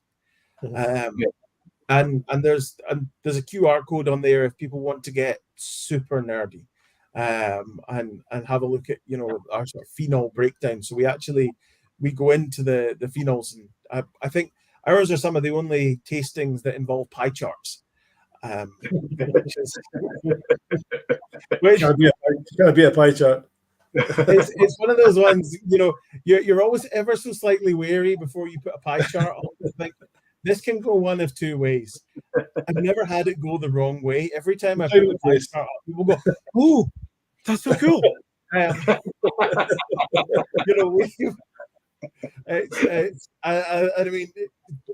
For me, I love the pie charts. It was a slide that Bruce showed me during my induction, and I did that.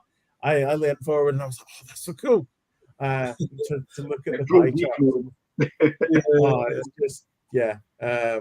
It's funny, and I think that's one of the interesting things, because everybody's taking this different approach, and this comes back to the journey that everybody's on, particularly the new distilleries.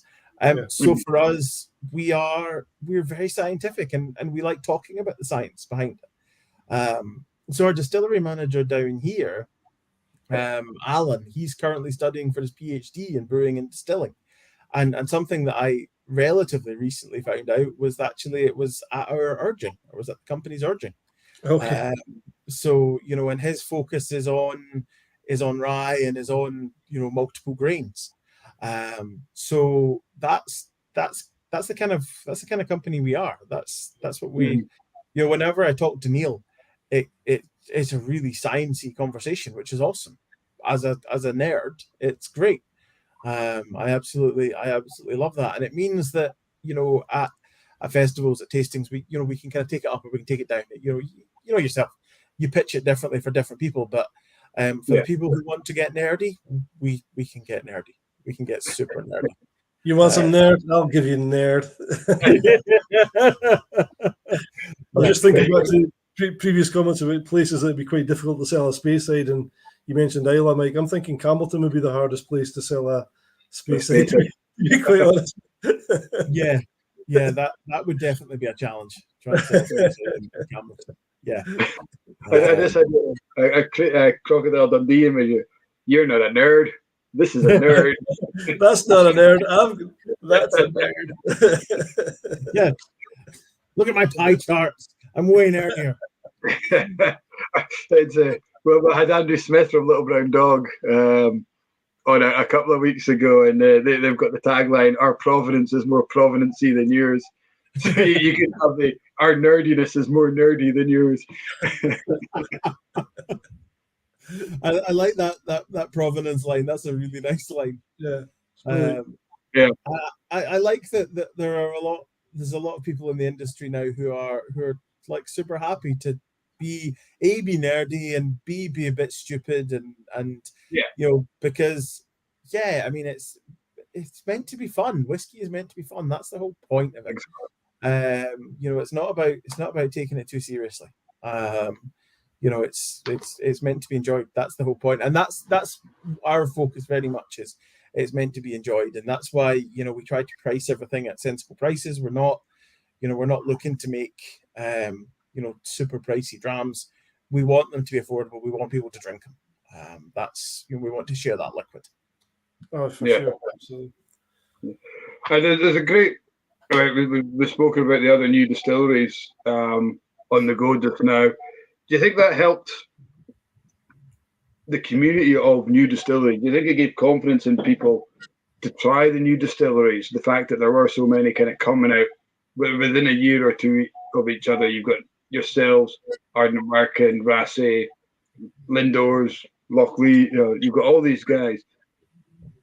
Did that help you guys as that community, or would you have maybe not rather, but would it have been easier if it was maybe like a Kilcoman who kind of came out almost in solitude as a new distillery and had to kind of start on their own from scratch? I think it's one of those examples where there's no right answer. And I think, Kilcoman had a great example that was something new on the market. It was one of the few new things on the market. But I think the thing is, the business was probably a little bit different in terms of customer base at that point. You know, I think now the interest in new distilleries has grown significantly. So there are a lot more people who are interested in seeing what they're doing, and there's an awful lot of people who will be actively comparing how everybody is taking a different approach. And you know, I think there are the way people appreciate whiskey and, you know, enjoy whiskey, I think has developed over time, and there are now, as you guys well know, huge numbers of people who will come in and buy something different every time. You know, I think, you know, most of us will have that sort of half dozen whiskies that we keep. I saw a video a while ago from Roy Aquafite, and he referred to it as his perma shelf. And that was his half dozen that he always has. And I think most of us have that. But other than that, it's a constantly rotating selection because, you know, you're trying something new. And I think the new distilleries adds into that. So, you know, lots of people are bringing out new expressions on a regular basis. And that includes the new distilleries and the fact that we're new. And it means people get to see, you know, an interesting, different aspect of it. You know, new whiskies from established distilleries are always great. You know, they're always brilliant. It's always nice to see something new, but it's mature liquid. It's from a distillery that's got an established lineup. Whereas every time one of the smaller new guys brings out something new, well, it's the oldest whiskey they've released. You know, every single time we release something, it's the oldest one we've released. So it's nice. You get to see that development. You get to see it change. I mean, for, you know, you look at our whiskies, you look at 2017 and you look at Alt Blanc, and the difference there, such a huge change in such a relatively short space of time. We went from 3 and a bit to basically 4 and a bit. And it's a small time in terms of years, but actually, when you look at the percentage, it's a massive jump percentage-wise, and that's why such a massive change in flavour and style, which I think is great for people to get to experience that. Absolutely, and I think you're right about the kind of change in age. I mean, I've been drinking Dalmunik since I was 3 years old, and I had a really old one recently, which was 6, and you know, you kind of do see the maturing spirit as you go along with that. So it's interesting to kind of follow that journey. It's quite hard to keep up with them all, though. I mean, I guess in terms of the amount that have actually come out, it is quite hard to keep up. And there's definitely some that I've kind of touched a little bit of as little tasters, and I'm kind of not going to go back to. So for me, it's the ones that kind of stand out. They're the ones I would go back to. Is yourself, Rassi, Ardnamurchan, are the kind of 3 for me that completely stand out. I'm going to follow Glenwivis because that's my old hometown. So that's going to be one that's going to kind of be one I'll follow. Woulda, if it wasn't my hometown, I'm not sure. So it's quite difficult to kind of keep up. Do you see more new distilleries, or a lot of more new distilleries, or do you think we've kind of come to the end of that now? Or I think we'll continue. I suspect we'll continue to go through phases. You know, we'll go through phases of having a bunch of distilleries open. You know, we've got 2 new due to open on down at Campbelltown. I've bumped into several people who have been involved who said, "Oh yeah, I'm involved in a project to open a distillery here, or to open a distillery there, or to build a distillery there." And that's, you know, I think if I was to add them up, that's probably like 10 to 15 more distilleries. So I think it's going to continue to grow. Do you think there's an appetite for that? I think there is. Yeah. I think there definitely is. I think because I think the challenge for new distilleries is to bring something new. That's getting to, you know, that's going to get to be a challenge for people. And I think, you know, and that's one of the reasons why with Reavers we're doing rye. So rye is bringing something a bit different to the market. There's plenty of other people who are laying down rye at the moment, and you know there's quite a bit of rye out there in cask, and you know we're waiting to see what people do with it. But I I think there is going to continue to be growth in the number of distilleries. And I think in large part it's because the global appetite for Scotch is going to continue to grow. As developing, economies grow, they're going to start developing, an interest in Scotch whisky. And that's going to continue. I mean, the fact that we just hit 6 billion in exports, you look at some of the percentage growth in some of those markets, the figures the SWA released, the percentage growth in some of them is huge. And that's going to continue, I think. I hope. So I think there is going to continue to be that appetite. And, the great thing is because it's all made here in Scotland, we tend to see an awful lot more of it here. So it's good for all of us whiskey nerds living here. Yeah, absolutely. We get to try lots and lots of different new stuff. Yeah. We're almost the guinea pigs, and people are, oh, that worked well. Let's send it to another market. And, happy guinea pigs. Absolutely. Exactly. When you go to the distillery and they talk about the draft going to the cows, and it's like, oh, we've got happy cows. So we're the happy cows of the whiskey industry. We've regular conversations with them as well. Yeah, exactly. But we can relate to them because we're all happy for the same reasons. That's going to be my next conversation with the next cow I chat to is, so what's your favourite draft then?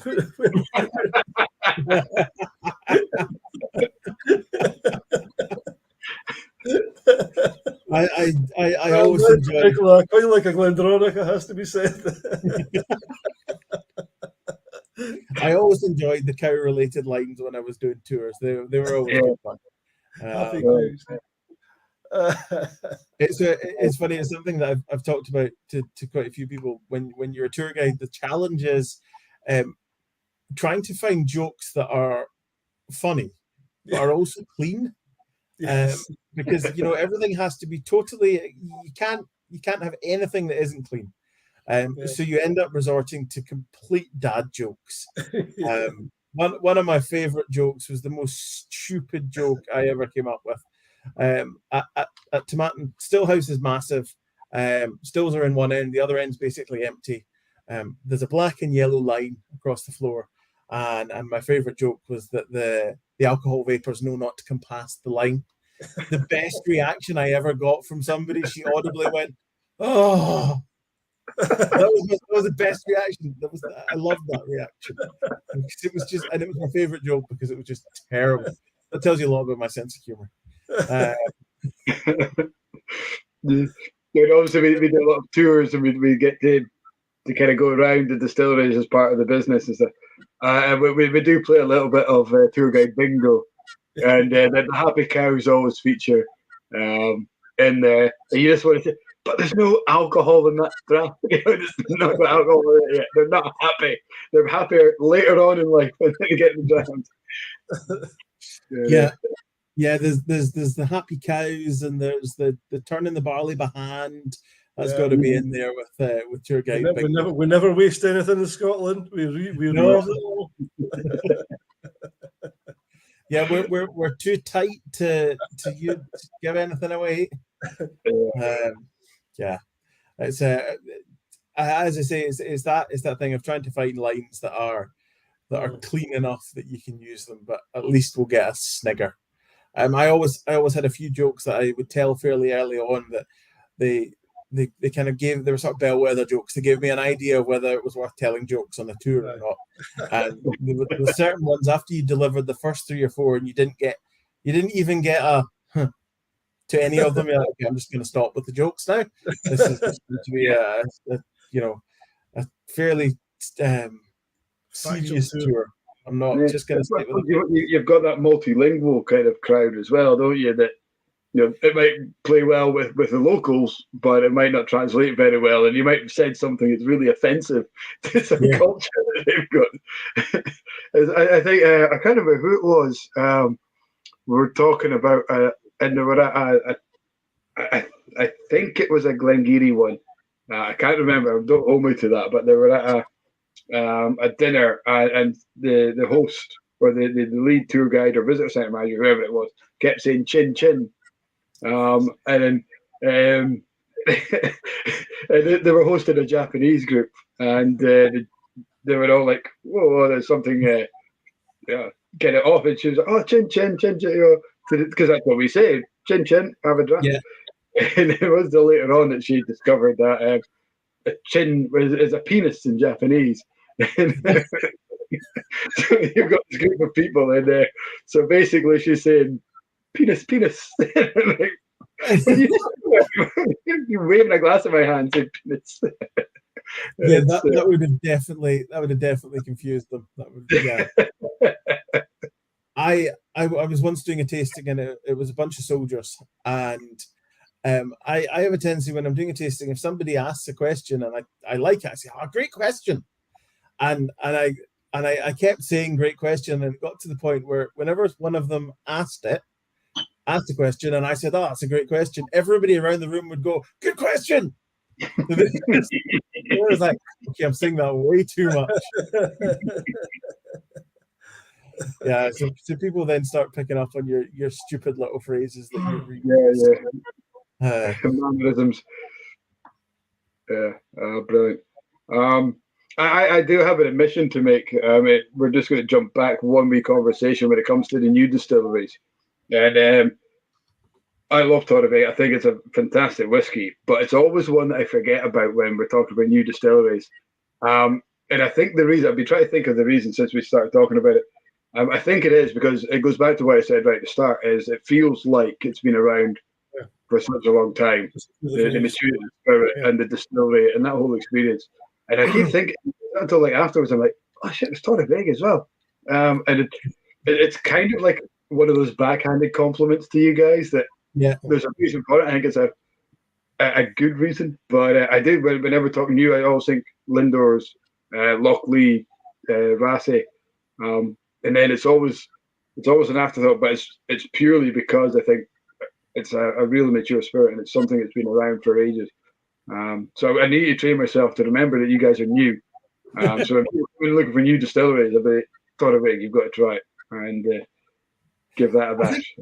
I think probably part of that is that we set out our plan for what we're going to release in terms of bottlings to take us up to our 10-year-old. And we're sticking to that. So we haven't. There's not been lots of new releases coming from us.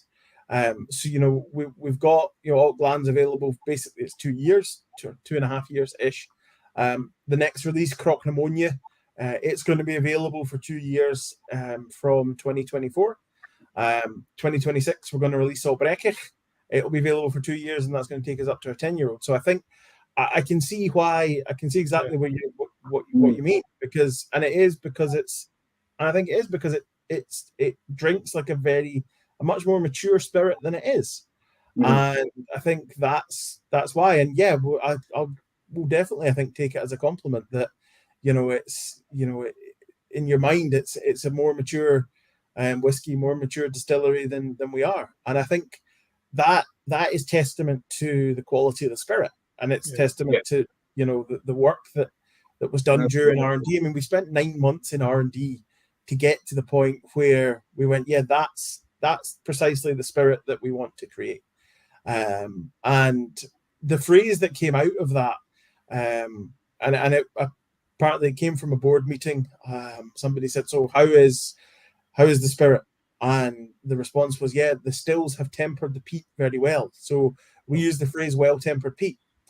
And I think it really describes it beautifully. The way we started off with really heavily peated, and we tempered it, and it's that nice balance of all the different peat flavors. Nothing's overwhelming. Peat's not battering you around the face either, which with 77 ppm, had we distilled it differently, then you could be having it battering you around the face. But because of the way we've produced it, it's that really clean, really refined, and quite delicate spirit. Because you think 77 ppm, your guys like Lefroy and Ardbeg are around about the 50 mark, and I think there is that kind of, in terms not from the distilleries but from the customers that machoism of finding the heaviest peated. Do you find that there's a potential that might work against them when people think 7 p.m. Oh, we've got to try that. Oh, that's well tempered. That's not what I was expecting at all. I definitely think we do get that. You say to people at 77 ppm and they go, "Oh, that's not what I expected." Yeah, but it's not what they expected, but generally in a good way. So that it's not a case of that they were expecting a lot of peaty flavors and they got no peaty flavors. They were expecting a particular set of flavors, I think is what it comes down to. People get tied up with ppm, so don't they? And there's I mean, you know, you could have the kind of ironic T-shirt of our ppm's more ppme than yours, but because that's what people do. They just get tied up in the numbers and they think it means something, but it actually it means a very different thing to what people expect. Yeah, and that's the thing. I mean, it all comes down to how we all run our stills. Yeah. So, you know, we could have started with lower ppms, and if we ran our stills differently, then it could drink like a more heavily peated, because it's that particular set of flavors, because we've concentrated the guaiacols and it's that ashy bonfire smoke. It's not what people expect, and I think this again comes back to, you know, we've added something different into the market. It's a style that people are not getting elsewhere. So there's that brininess, there's that smoke, there's just that tiny touch of the Cresol influence, and you know, you've got some real differences between the nose and the taste. Excuse me, we hear that a lot from people. You know, oh, that's, you know, I nosed it and then I got something different taste wise. And I think, you know, the smoke for a lot of people, it comes in the finish, and I think that's. You're right. I mean, it can be a challenge with people who they see the number and they expect a particular style. And I've just quickly Googled Glenglassa's Torfa and their peated whiskey. It's only 20 ppm, but it's a proper smack in the face of a peated ram. You know, so if you compare that 20 to your 77, gentle, lovely, smoky, beautiful, whereas you get this punch in the gut and you almost feel it in your chest from a 20 ppm from Glenglassa, you know. Well, I mean, that's the thing. If we went for a longer foreshot, and we, you know, and therefore had less guaiacols, and we went deeper into the tails, we would have something oilier. We would have something more Cresol-y, and it would be that smack in the face.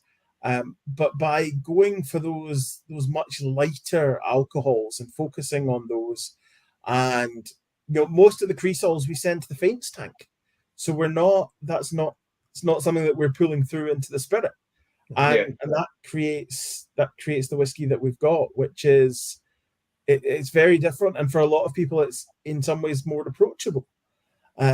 So for you, regularly, as we said, it's people who say, I don't like peaty whiskey, and we go, just try a wee bit, just have a little bit. Go on. And but equally, when somebody comes up and says they want something heavily peated, obviously we pour the same one because it is. And I think that's the thing, you know, and this is another reason why I think there will continue to be an appetite for new distilleries, because people are gaining better and better understanding of the science of what they're drinking. They're starting to understand far better what those numbers actually mean. And why, you know, just going on the in-grain phenol number is not on its own necessarily as helpful as it appears at first. No, that's right. So I think that's why, and everybody's going to start messing about, you know, experimenting with different aspects to things. You know, obviously there's a lot more people starting to experiment a lot more with yeasts and starting to experiment with different heritage grains. So one of our distillers in his journeyman's dram, Doogie, he used heritage grain. So I think it was Chevalier that he used, and interestingly, his yield was terrible. We normally get about 408 litres per ton. I think he got something like 340 litres per ton. Okay. But you know, so, and that's trying to answer that question: have we lost, you know, the industry as a whole? Have we lost flavour? So, and this is that's something that and that's one of the things that Neil's looking at when he's doing heritage grains. It's that experimentation, and it's seeing, what is there other flavors there that we can capture by using different grains. So I think that's what I think. There's an awful lot of scope for experimentation in the industry in general, with that side of things. Lots of cask maturation has been explored, but there's lots more to be explored inside the distillery within production, and what we can get from that. So what were the old the new chestnut? As you say, it's not an old chestnut, but with that whole idea of heritage grains, the whole idea of terroir. Yeah. So the terroir thing is interesting. And I think, what Waterford are doing is really interesting, and it's going to be interesting to see how that comes across as that spirit continues to mature, and what's there, what changes, what develops, as it spends more time in cask. So there's lots of these different aspects that new distilleries can explore, and trying out different things to see where there is different flavor to be found. Yeah. Who said whiskey was simple? The ingredients is all it is, easy to make. Yeah, no problem. As I said earlier, we do the same things in the same order and more or less the same way, and we all get something different. Yeah. And I think that's what makes whiskey interesting. Absolutely. You never know the road you're going to go down with conversation. You could end up having a conversation about trees, about the molecular structure of trees. And, I've never gone down the copper route yet, but I had a conversation with a guy who used to make yeast. A tasting that Mike and I did last Saturday. Oh, yeah. He used to work in a yeast factory. He was an engineer, but he knew all about the yeast. I wanted to talk to him all night. I mean, with 30 other people, who had to look after, but I was like, all right, you lot can piss off now because I need to speak to this guy about yeast. Because he knew exactly the 154. He kept saying 154. So the strain of yeast that's the most common, I think it's 154. I'm pretty sure, distiller's yeast. But yeah, and he was able to tell you all about it. I thought, I need to know this information. I really need to know. Yeah.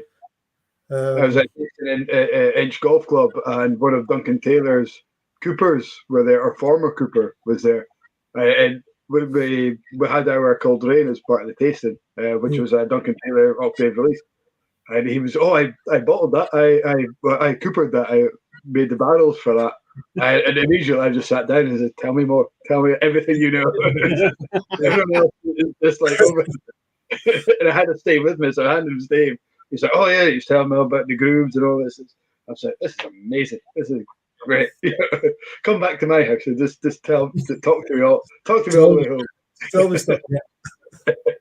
I did a tour at Lindor's, and the tour guide used to work for a yeast company, and yeah, it was the same thing. I want to go, right, just stop telling us about Lindor. Talk to us about yeast. I know how whiskey is made. We know how the stills work. We know how the washbacks work. Talk about yeast. Tell us about yeast.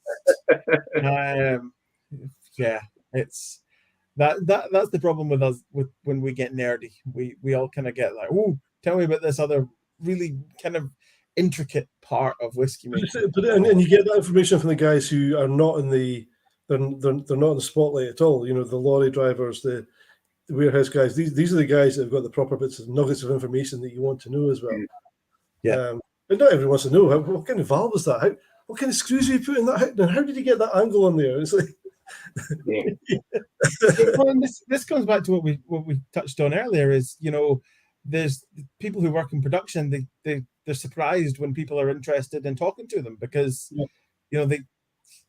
it's work for them. And I think that's the thing. It's in a lot of cases, when there's somebody who does a particular thing for work, there's other people who are like, oh, how do you do that? How do you make, you talk to a carpenter. How do you actually manage to cut a piece of wood and it's the right length? How is that possible? I've never managed to do that. It's always wrong. It's never straight. How do you make your saw cut straight? And to them, it's it's simple, it's basic, it's something they do every day. Greg Wallace does a Inside the Factory program, which is quite good. And a couple of nights ago, it was the Soreen, the malt loaf. Now, I had no idea the malt loaf actually completely finishes the maturation inside the packet on the way to the shop. Wow! You couldn't eat it off the factory floor because it's still wet and gooey inside. Yeah. It's got the kind of hard, the hard casing you've got of a malt loaf, and then it's chewy inside, but it's still all gooey. So by the time they've actually wrapped it, packed it, put it in a lorry and sent it off to the shops, by the time it's on the shelf of a shop, it's ready to eat. Okay. And that's weird. I mean, that's like us sort of bottling a whiskey that's not matured yet, and it matures on the way.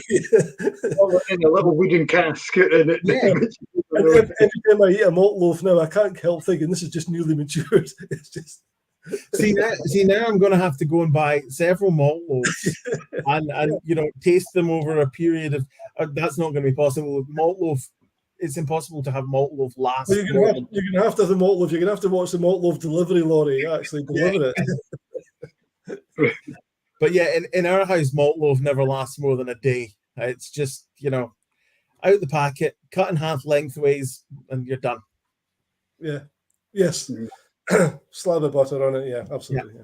Yeah. I was watching that for the first time, funnily enough. I watched that program last night at the factory, and he was making chairs. And there's this massive industrial site, and all they do is test chairs. They've got big hydraulic, it's modelled on the arse of somebody from the 1970s. Mold, and all it does is sit on seats to make sure that they can up to 21 stone, I think, 21 kilo stone. Yeah. And it's just this whole factory floor full of people, or automated people sitting on seats. And I was amazed by it. I was just like, this is fantastic. This is amazing. I'd only watched it for about 5 minutes and I was hooked. I was like, this is incredible. And they test the arms as well. There's a hydraulic kind of pump that just goes down on the arms and it pushes down to make sure the office chairs can withstand up to 60,000 arm lifts, basically. It's incredible. I was just like, this is insanely geeky. Ian Bruce has just joined us, Ian. So you've just come into one of the random. Another random conversation to join on. We're talking about chairs. Yeah. You've missed out. You've missed out on biscuits. You've missed out on horses. You've missed out on cows. You're going to have to watch it back. Now we're on seats and malt bed. Honestly, Ian, we have been talking about whiskey at some point tonight. One of the podcasts I listen to from time to time, 99% Invisible, and one of my favorite episodes on that was all about chairs. It was about this, that very American metal chair that's got the kind of molded metal arse in the chair, and it's got the 3 slats in the back. It was all about them, and about about how they developed them and how they're made. This was like an hour podcast talking about chairs. And it was one of my favorite episodes.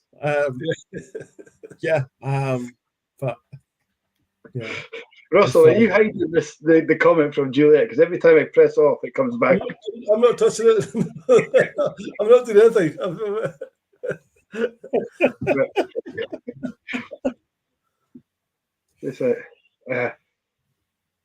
Anyway, right, where were we? We were talking about whiskey, or what were we talking about? Oh, God knows, yeah.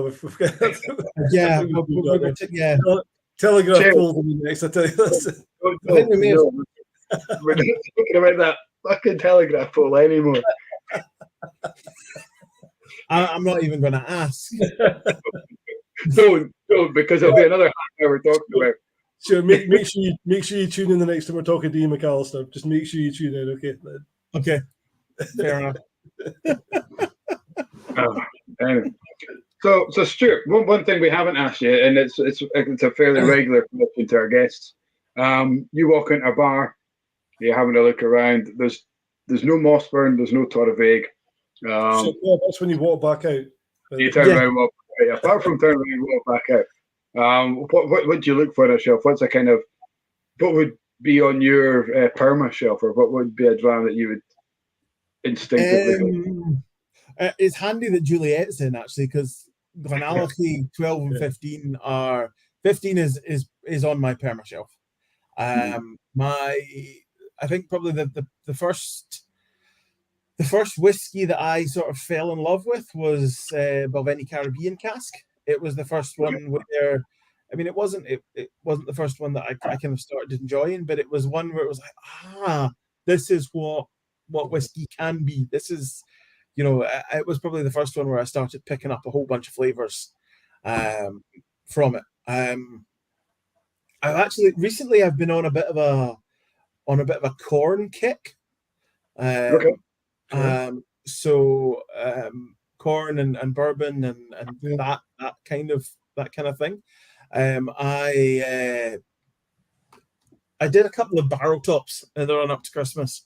One at Good Spirits, one at Royal Mile, just a couple of days in a row. And I was standing looking at American whiskey the whole day. That's just where the barrel happened to be. The American whiskey was right there. So when I was at Royal Mile, I was chatting to one of the guys, and I said, "What from the American whiskies, what do you recommend?" Anyway, I ended up taking home a bottle of Balcones Baby Blue, which I am loving. It's got this really nice creaminess. You're probably not going to find that on most bars, but yeah, it's a superb dram that I've really been enjoying, and yeah, I have been digging into a little bit more with bourbon recently, and kind of different bourbons, and so yeah, I've been enjoying exploring those. What's your take on sour mash? Say that again. Do you enjoy sour mash?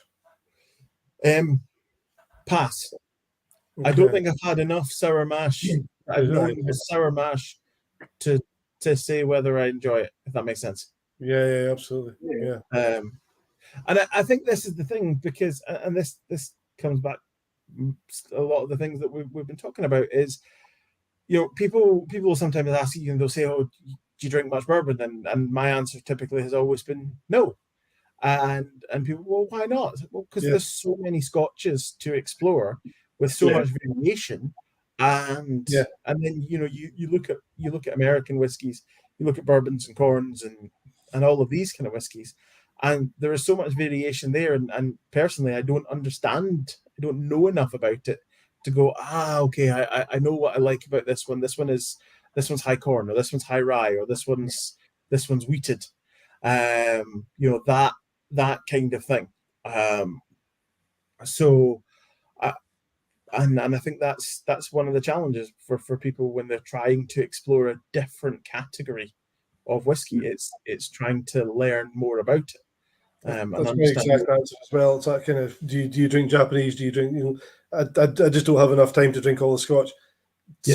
Some new distilleries are throwing out so much stuff, you can't keep up. So I can't even think about Japan or Sweden. Or it's not that I wouldn't. I'd love to. I just don't have time. I don't have the budget either. But no, you're absolutely right, and that's the thing with all the new releases. People say, "Oh, have you tried the latest such and such?" Well, no, I haven't, because there's the latest from them, and the latest from these guys, and the latest from these guys, and there's just so much variety out there, and that's which is great. Ian's brought up a question that actually it crossed my mind earlier on. I mean, he's saying, would there be anyone attempting bourbon like mash, or has it already been tried here in UK? Has bourbon been made in the UK? Does it have to be made in the States? It couldn't be called bourbon, but it could be called a corn spirit, or there's been rye. Our Vicky did a rye. You said yourself, you guys will do some rye. I think Burner Benny, Ardent Spirit, they did a rye, but I don't know of a bourbon mash. There might have been, but they wouldn't. Let's see, we'd be able to call it bourbon. So I mentioned that at some point we're going to be doing a 4 grain. That's what a bourbon mash is. It's 4 grain. There'll be corn in your 4 grain, yeah. Yeah. So I mean that's so obviously we couldn't call it bourbon. We couldn't even allude to it being anything like bourbon. It would be the bourbon people would would come down on us the same way the SWA comes down on an American whiskey putting some tartan on the label. So it's the same, it's the same principle. But yeah, I think again, it's what has been. Lots of people have done the thing that everybody's done because that's the thing that everybody does. If that makes sense. Yes. We all know that we can sell single malt. Everybody knows that. So again, we're talking about potential new distilleries. That's another route that people could explore. Yeah, okay. In Scotland, it would have to be labelled as grain whiskey, but with education of as people started to understand it, that's another avenue that potentially people could explore. I suppose it's slightly more protected, I suppose, in terms of, because the next question is in terms of an indie bottler. Is rum an option for you guys? It's not something I'm aware of as doing anything with, and it's not something I'm aware of. Our parent company, Marusha, they're the UK distributor for Foursquare. You get exclusive Foursquare bottling. You get Foursquare. So I don't pass is my answer. It's not something that I've heard anybody talk about. I think Mossburn is focused on whiskey. I'm being just in terms of that conversation. The only reason I said that is because I guess rum.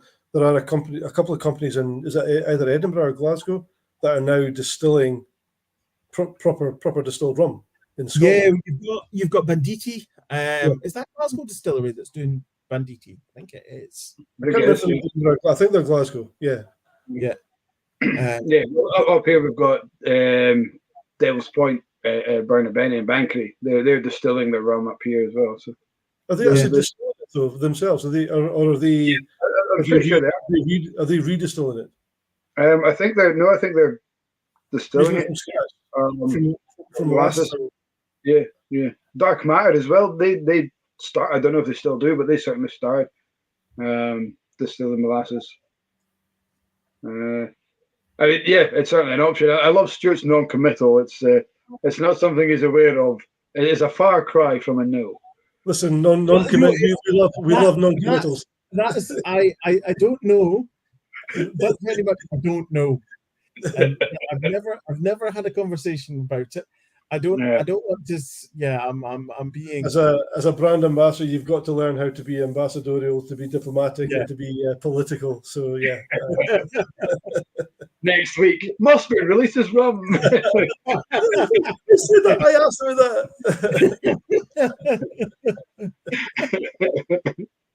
I mean it is that difficult thing because it's you don't know what you don't know. As I say, it's never a conversation that I've had, but obviously there are other indie bottlers who are whiskey indie bottlers who have started bottling rum. So, I'm being careful to avoid saying no, and then somebody does say, "Oh, by the way, we've got a parcel of rum we need to bottle up here." Yeah, I genuinely have absolutely no information about any potential Mossburn rum. Yeah. That's the genuine answer. Moving swiftly on. Ian, I'm not going to talk about tractors because I'm not allowed to anymore. But what I will say is I did see a Fendt tractor today. So Fendt spelled F-E-N-D-T. It looked like a Batmobile, black, sleek, menacing. Whoa. Yeah. Sick. Yeah. I am. Yeah. Do you know when you guys when you mentioned the telegraph pole? I started. I said nothing, Mike. I said nothing. Okay. Yes, Stuart. I started watching the latest series of Clarkson's Farm, and he destroys a telegraph pole. He destroys one. When you mentioned the telegraph pole, that was maybe the oldest one in England. Oh my God! He runs some kind of machine, a thing that gets towed behind a tractor and does stuff to the ground. He drives into a telegraph pole with it, writes off the machine, takes a massive fucking massive chunk out of the telegraph pole. So yeah, that was my first thought when you mentioned telegraph poles, and now you mentioned tractors. I have to talk about that. Yeah. Well, that's two for it, isn't it? Two for one. Telegraph pole and tractor. Tobias, yes, Bruce is going to be at Limburg, I'm pretty sure, and I'm guessing that Christoph will be at Limburg. So yeah, there will be some folk from Mossburn and Torabhaig at Limburg. Awesome. Cat is just every week the telegraph pole. I think we're going to do a montage. She likes it. We're going to do. So the fact guys, you'd all be disappointed if there was no telegraph pole talk. How long ago was the telegraph pole incident? Oh my God, no, it wasn't an incident. It was a conversation, but I can't tell you anymore because Mike won't let me. But it must have been this time last year. It was our first Blether of 2022 with Ian McAllister. So it was January, just over a year ago. And listen, it's Ian McAllister's conversation. I'm going to do something important. it's not even mine, but what roughly happened was that Ian and I started talking about this particular subject, and I think Mike's internet went down for a minute. By the time he came back on, Ian and I had 5 or 10 minutes of this in-depth conversation about this particular subject that nobody in the planet would normally understand. But I was like there. I was like, I'm right in. I'm tuned in. This is. So yeah, so it's kind of cropped up on a regular basis ever since. But excellent. You're gonna get it, Stuart. I know you're one of us, so you're gonna be in there. Oh yeah, see, I'm itching to when I come through. You're gonna have to tell me about it because I'm itching to know. Just watch they're all on YouTube, so you can go back and watch the Bearing in mind, it's about 2 hours and 45. I think it's one of our longest blethers we've ever had. There was one because we've had 2 blethers with him, so it was the one from January 22 or thereabouts. Well, it was 2 1/4 hours and only 45 minutes was about whiskey. The rest was telegraph poles. Yeah, telegraph poles. No, not telegraph poles, not plural. Just one pole. One particular pole. There's one, but there is a second one gets a mention later on. Subsequent blethers. Honestly, Ian and Tobias have picked up on this in the chat. Ian and YouTube, the telegraph pole has become a tradition. Ian saying, "You just make Russell's own bottle, and we'll call it plows and poles." Or something. Yeah, that's going to be my bottling company, Plows and Poles. And I think Kat mentioned earlier on about the innuendos you could make in a whiskey distillery tour. Where do we go from there? Where do we go from that? Oh, brilliant! Yeah, Dave's pointed out that Clarkson's machine was a demo machine that he broke. It wasn't even his own machine. So it was a 20k machine that he wrote off. Oh fucking hell! Really? Jesus, Ian, we need to know more about this. Peterhead's got remnants of an underground telegraph wire to Norway. Oh wow! So, Mike, the first time I was on a call with somebody who had a camera that does what yours is doing, it freaked me out. Oh, the movement thing, yeah. So when we do the online, the virtual, when you come up, you'll discover this. Russell and I were hosting a tasting in the shop, and there was somebody going up. And every time somebody went to the toilet, followed them.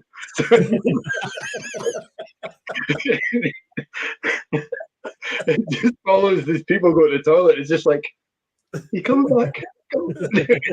And so I had to like permanently man the camera and the keyboard. They push it back. You're like, you're not watching him. You're watching him. They're absolutely fantastic, but they've got their drawback. Like you can now see the mess on my bed behind me. Not my bed. I'm not in the doghouse just yet, but the house. This is our spare bedroom, but we've got a baby coming, so everything that's not in the baby's room has just been thrown in here. So it's a bit of a tip, to be honest.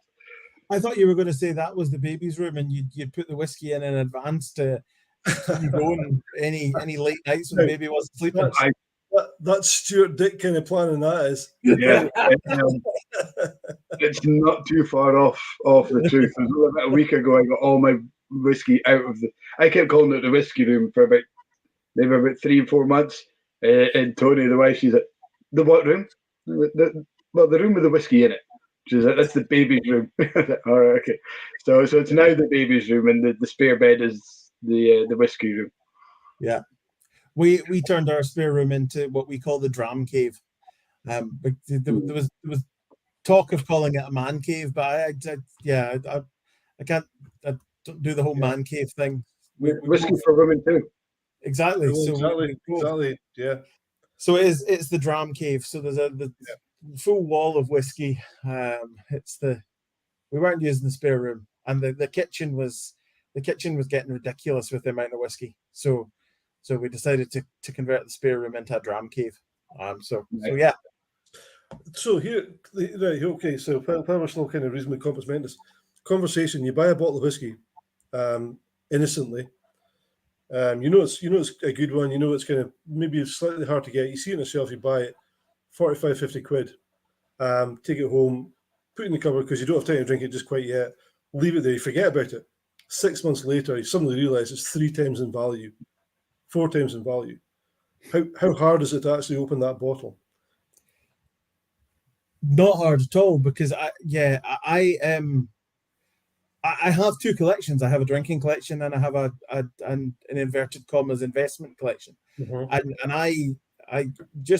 I mentally compartmentalize. I bought that bottle to drink, so I'll drink it,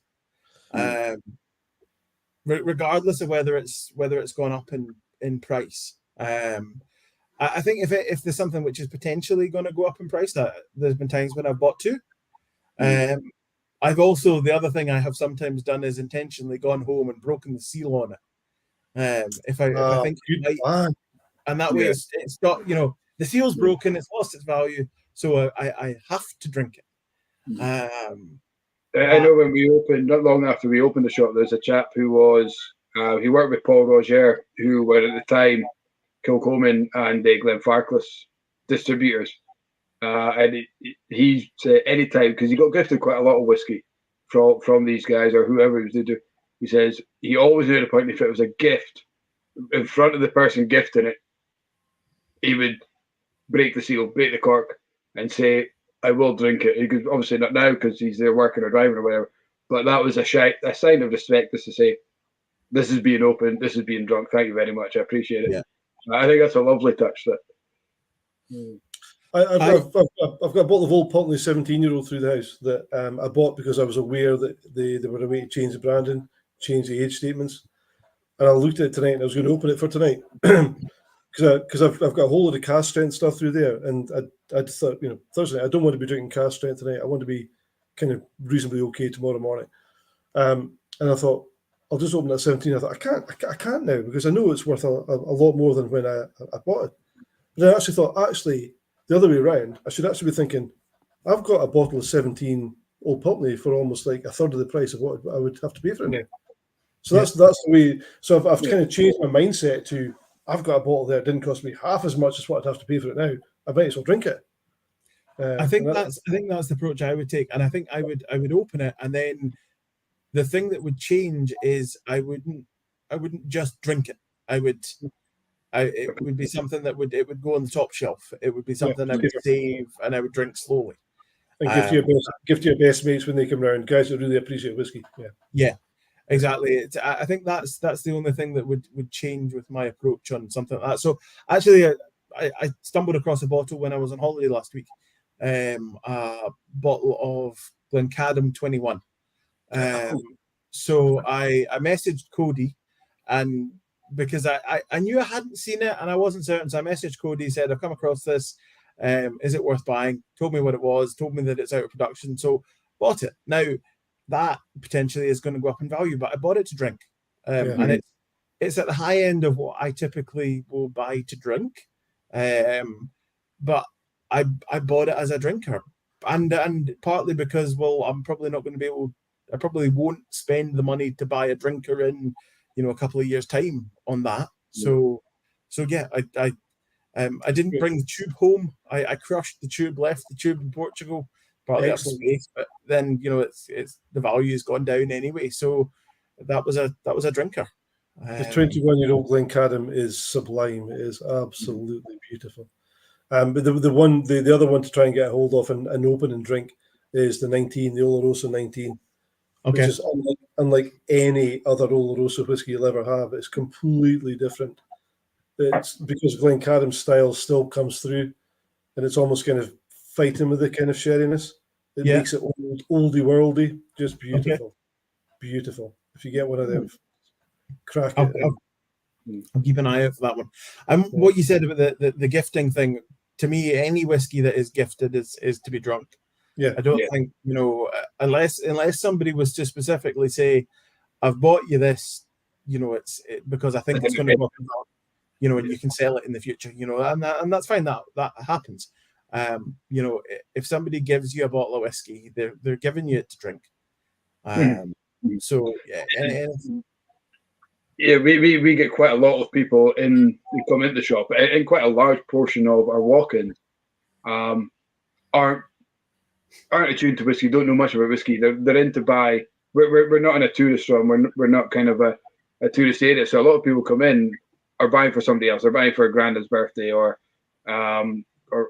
somebody's celebration or something. So it's like they drink this or they drink that, or I'm looking for something for my grandchildren to vest. So we're very particular about are they drinking it. It's one of our questions that we tend to ask, especially if it's a big celebration and they come and say, my son's 21, I want to buy either a 21-year-old or something distilled in 2021, 2022.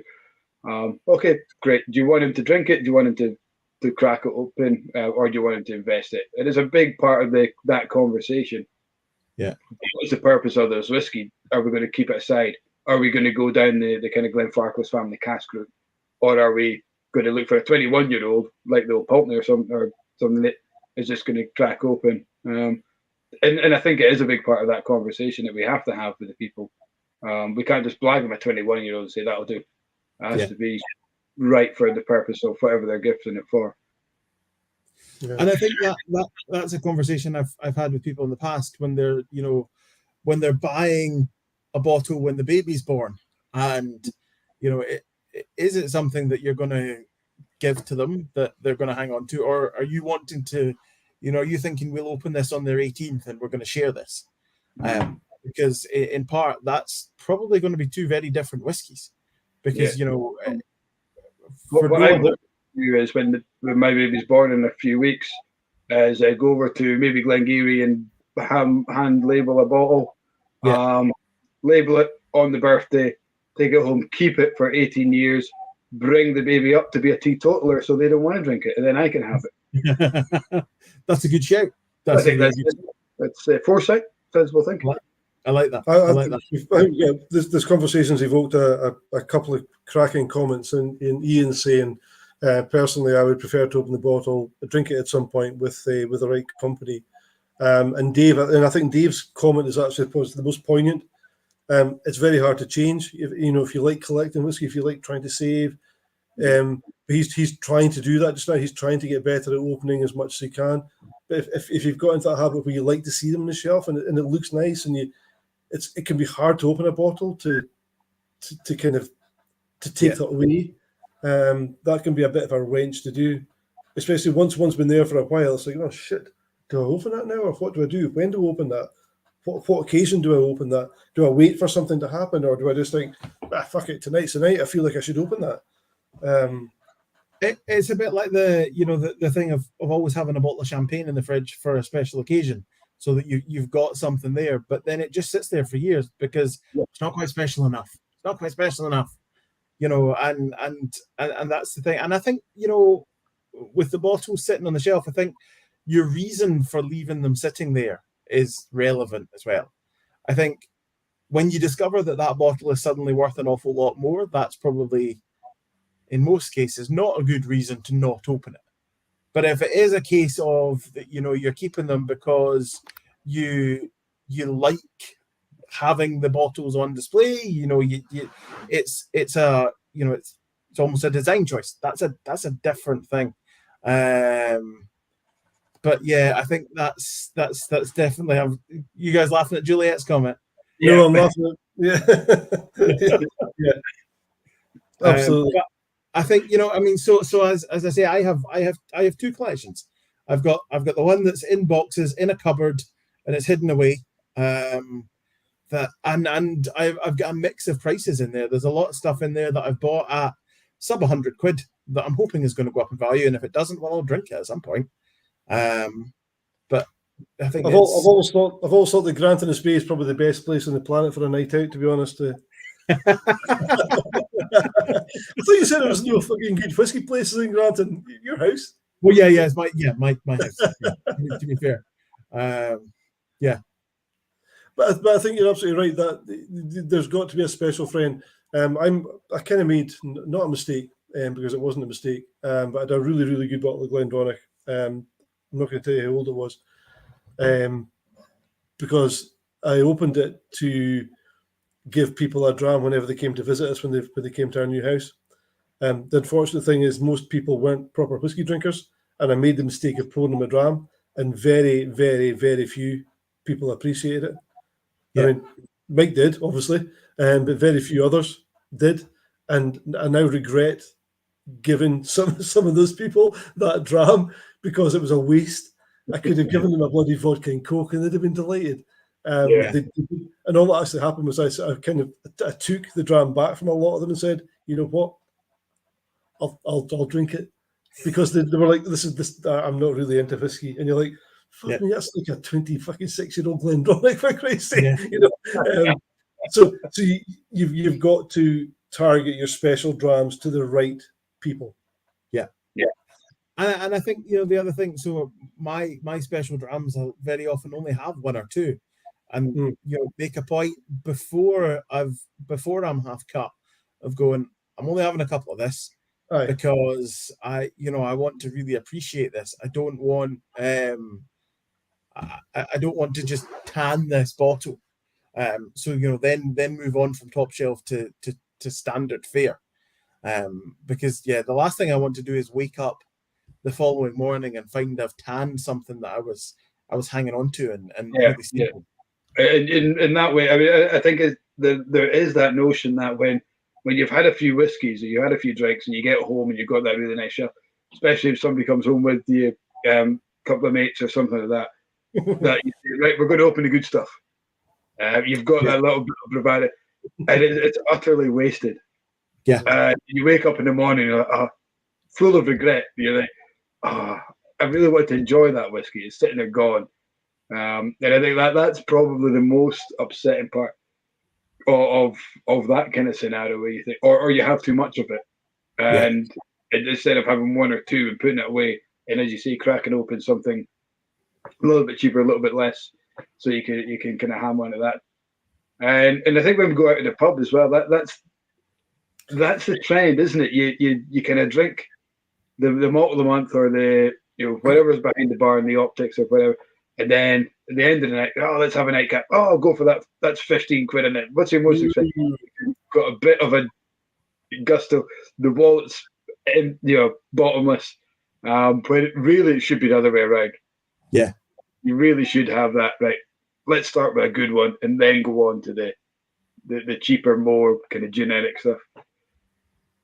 Yeah, definitely. While you can still taste things, while you can still appreciate it.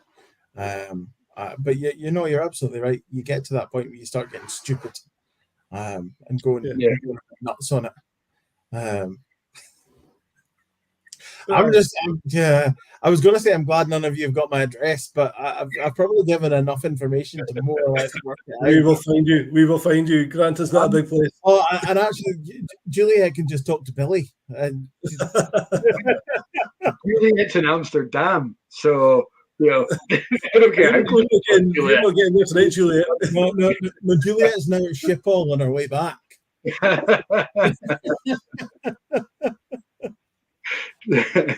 I reckon I could walk there quicker, Juliet, if I leave. To be fair, I think it might be a shorter walk than some of the queues at Schiphol, actually. Probably, some folk. Especially as you're flying into Aberdeen, you might not get out of there as well.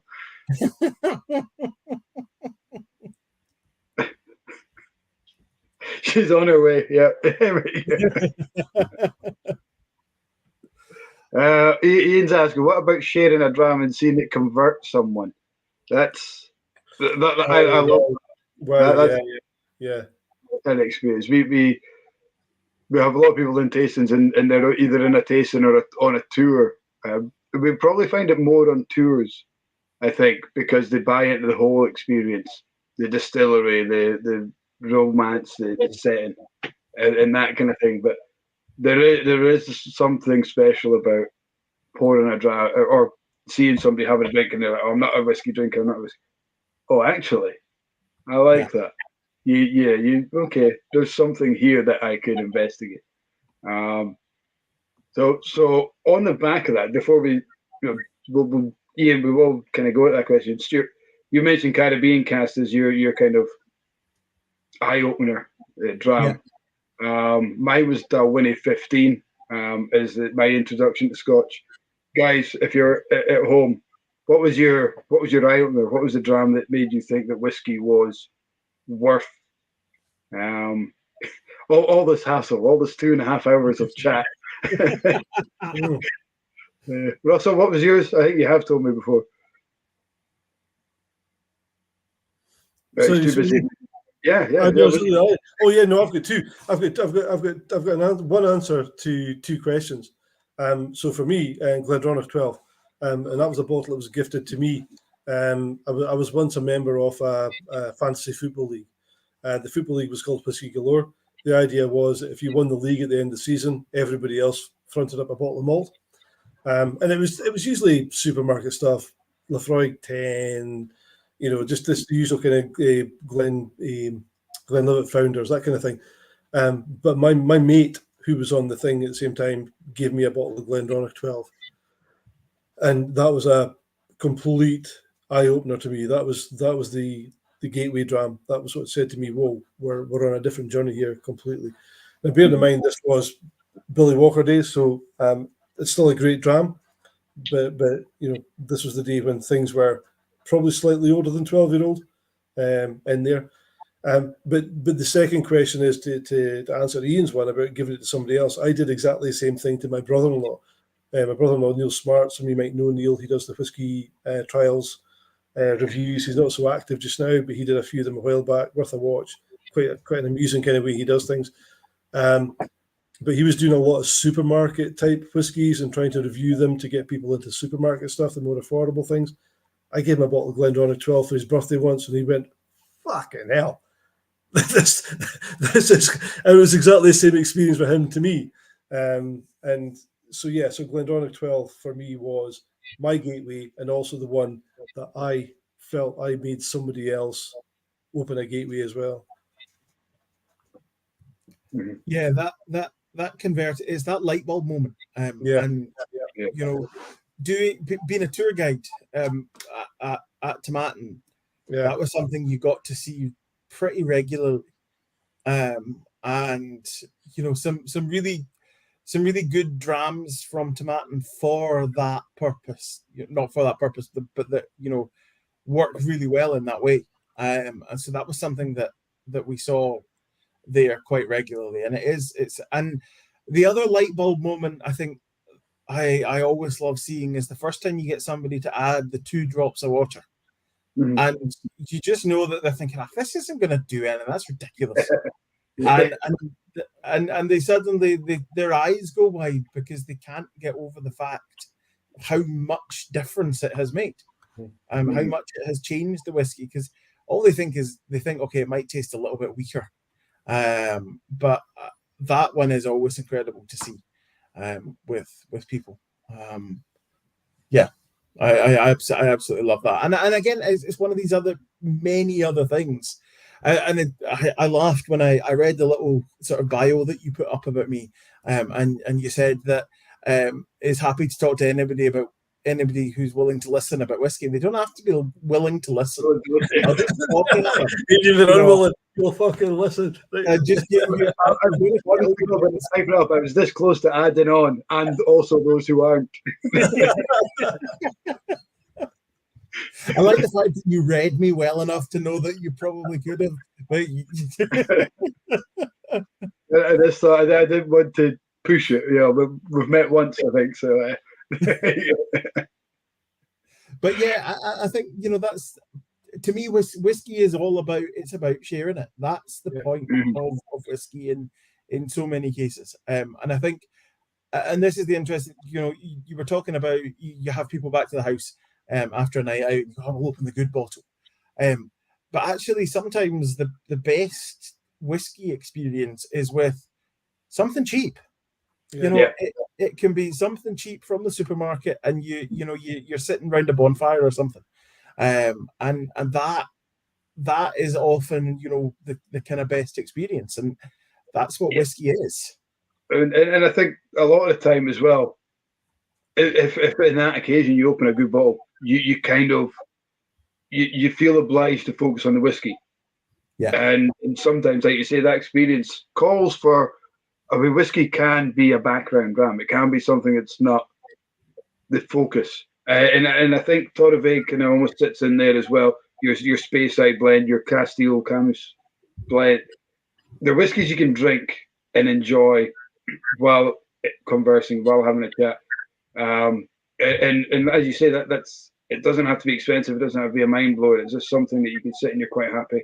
And if it's in your hand, whiskey's an experience, isn't it? It's something that, if you have a good experience drinking that whiskey, you'll build an affinity to the whiskey. If it's something you drank in the park when your dad wasn't looking and you snuck out the bottle and got absolutely hammered, you're going to fall out of love with that whiskey, no matter what whiskey it was. It could be the best whiskey in the world, but if you tied a bottle of it in the park in the freezing cold and were left there by your mates and woke up in a panel of your own sick, you're just going to be like, no, that's not for me at all. Whereas, like you say, that the cheapest whiskey in the world, round a bonfire after a walk in the hills, or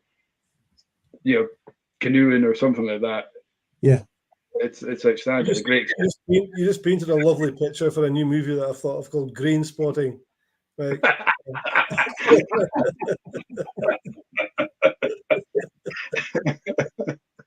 yeah. Grain Spotting, I love it. There's some interesting. Can we comment in this chat? I'm going to write that on my hand. Yeah. No, but you're absolutely right. I mean, tonight I've kind of basically been on the Glenfiddich 12, just a classic bottle. I think this might have been a leftover from the last time I actually won the Whisky Galore supermarket bottle. Brilliant dram. If I was to sit down and do this as a kind of tasting, I'd probably think, but tonight, great company, great chat, brilliant dram, absolutely brilliant dram. It's all about the company. Charlie McLean told us a story when we had him on a Blether, and we were speaking to him about the good drams, and he said, you know what? He was driving. He was due to go down to the Tweed to go fishing with some of his mates. Start of the year, start of the season, and he was halfway down the motorway when he realised, shit, they're expecting me to bring a bottle, and obviously they would expect him to bring something good, but he'd forgotten. So he just pulled into the first service station when he remembered, pulled the first bottle of gut rot off the shelf, 16 quid, dashed off down, threw it on the table in the bothy at the riverbank, and they fished for the day. And they between the 8 of them, they caught one salmon. Cold day, and they came back and they were delighted. They got this one salmon that was lying on the table in the bothy, and the guy just cracked the bottle, screw top, filled it in the 8 mugs, and they drank it and thought it was the best dram they'd ever tasted. Nothing to do with that at all. It was all to do with that occasion of having a great day. Somebody caught a salmon. They were having wonderful company with each other, and I think that completely exemplifies what whiskey's all about to me. And it's a great example of people of why getting hung up on categories is pointless. It doesn't, the categories don't matter really, No. And I think just something you said, Mike, about the whiskey that you nicked from your dad and you drank in the park and woke up in a pint of sick. There was two guys I went to school with, and I remember they turned up at a party with, and I'm pretty sure it was an early flora and fauna, because I can still kind of picture the label. I think that's what it was, and they just absolutely got wrecked, and I just hope that they can drink whiskey, because if whiskey in general is the drink, and most of us have one or two spirits or drinks or whatever that we just cannot touch anymore. I just hope for them that that's not that wasn't the result, because if they miss out on whiskey, then that sucks. Just because they got the party. Especially when their dad's buying that kind of good stuff as well.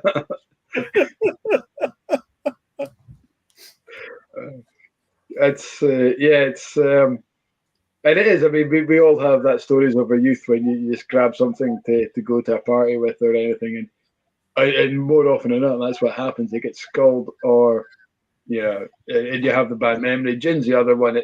And when we do a tasting, or if somebody comes into the shop, I can't stand whiskey, can't stand gin. All right, okay, so what's the story? It was tying the bottle, didn't feel well, and it was a Lefroy, and it's nothing against Lefroy, but that tends to be the one that puts people off. If people talk about peaty whiskey, can't stand peaty whiskey. Tried a Lefroy and just that's not that doesn't envelop every peaty whiskey in Scotland. That's one peaty whiskey at the most extreme of that flavour. There's a whole world of peaty whiskey, and it's trying to converse them back into that. Say, well, try something a little less peaty, maybe completely unpeated. I have a great theory as well, that it's maybe not a great theory. I think it's a great theory. When somebody's completely new to whiskey, you can go two ways. You can introduce them with something maybe like a Glencadam, a Tom and Towel, an Auchintosh, and something light and gentle. Ease them into it and say, this will build you up into whiskey. And then if you like that, then we'll maybe go into a Glengarry, something a bit more robust, a bit meatier, and build you from there.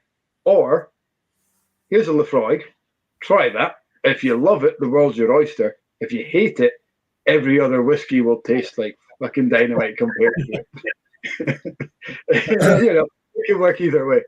And I think the thing that you're right. I mean, the Lefroy, you do get unicorns, and they're the ones who love the Lefroy straight off the bat. They love something heavy peated straight off the bat.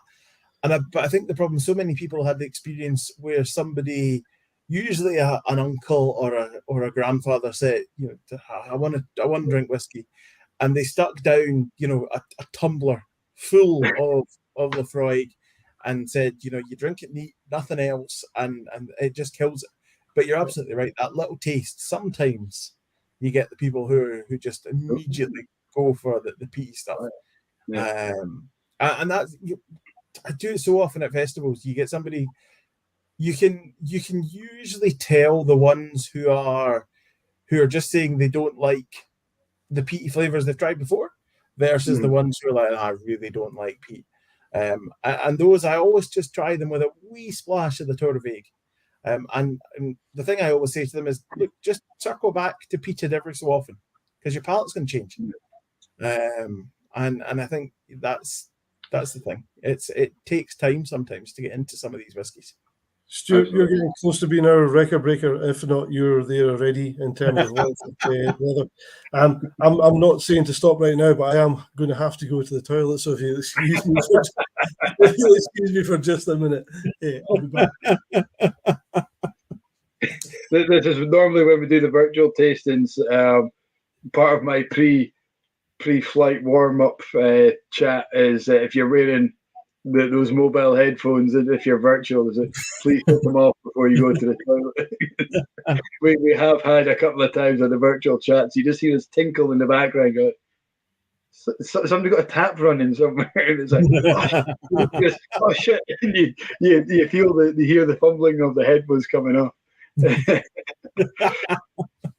great. Yeah, technology at its best. We've got Ian on the YouTube coming back to us. The Rob Roy blend from his dad's drink cabinet is I think that's him answering the question of the bad choice of whiskey. Yeah. He's got, it would have to be, so his eye opener was a Glengarry. You have to tell us which Glengarry, and then the Balvenie Caribbean cask, much like yourself. And then a PER Beg 10 kind of opened his eyes to the peat. And yeah, it's incredible how much peat plays a part in people's journeys through whiskey. And I think a lot of people start off on peat. And as I say, it's because it's probably the fullest bottle in the dad's cabinet or mum's cabinet. And that's what they nick, that's what they reach for. But I think, as you say, your palate develops. We tend to find that there is almost a full circle when you're young, getting into whiskey, Speyside, maybe a Caribbean, something a bit sweeter, and then as you mature, as you develop, you kind of appreciate the peat, and then you get to a certain age. I'm not going to say what that age is because everyone's kind of different, but level of maturity, maybe your palate kind of tails off a bit, and the peat becomes too intense. Then you come back to that kind of Speyside, something a bit lighter as well.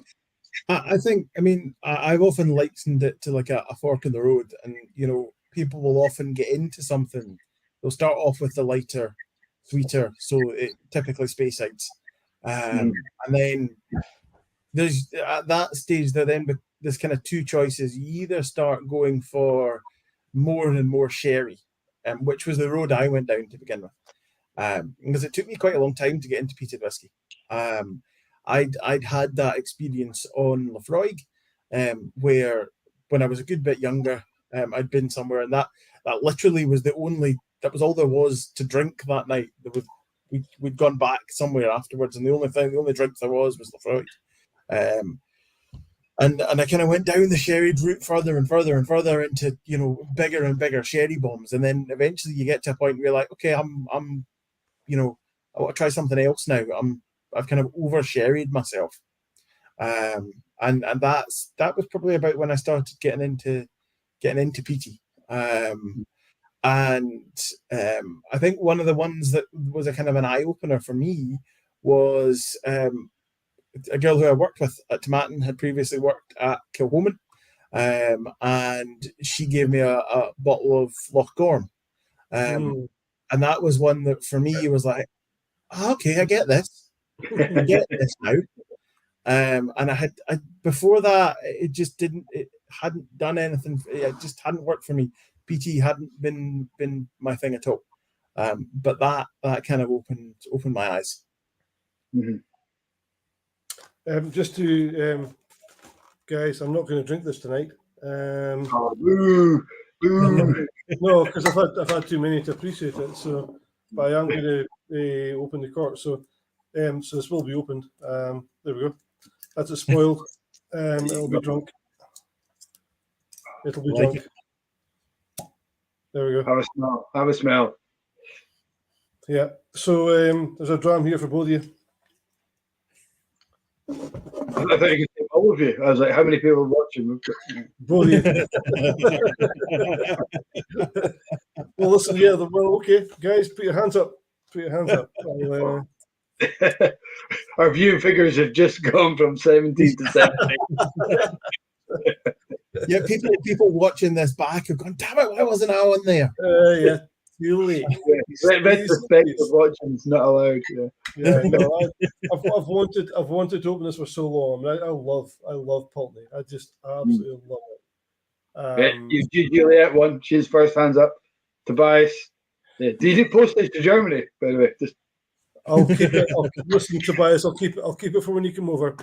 Juliet, that'll be hand delivered. Don't worry. I might even take the bottle up. We could have 2 or 3, Juliet. If I can crash in your sofa, we'll have 2 or 3. There's a sofa upstairs at the distillery, Russell. I'm sure she'll give you a blanket. You can sleep there. Oh, great view from that room upstairs at the. It's beautiful, isn't it? I'll keep one for you. Chris, a bit like a list.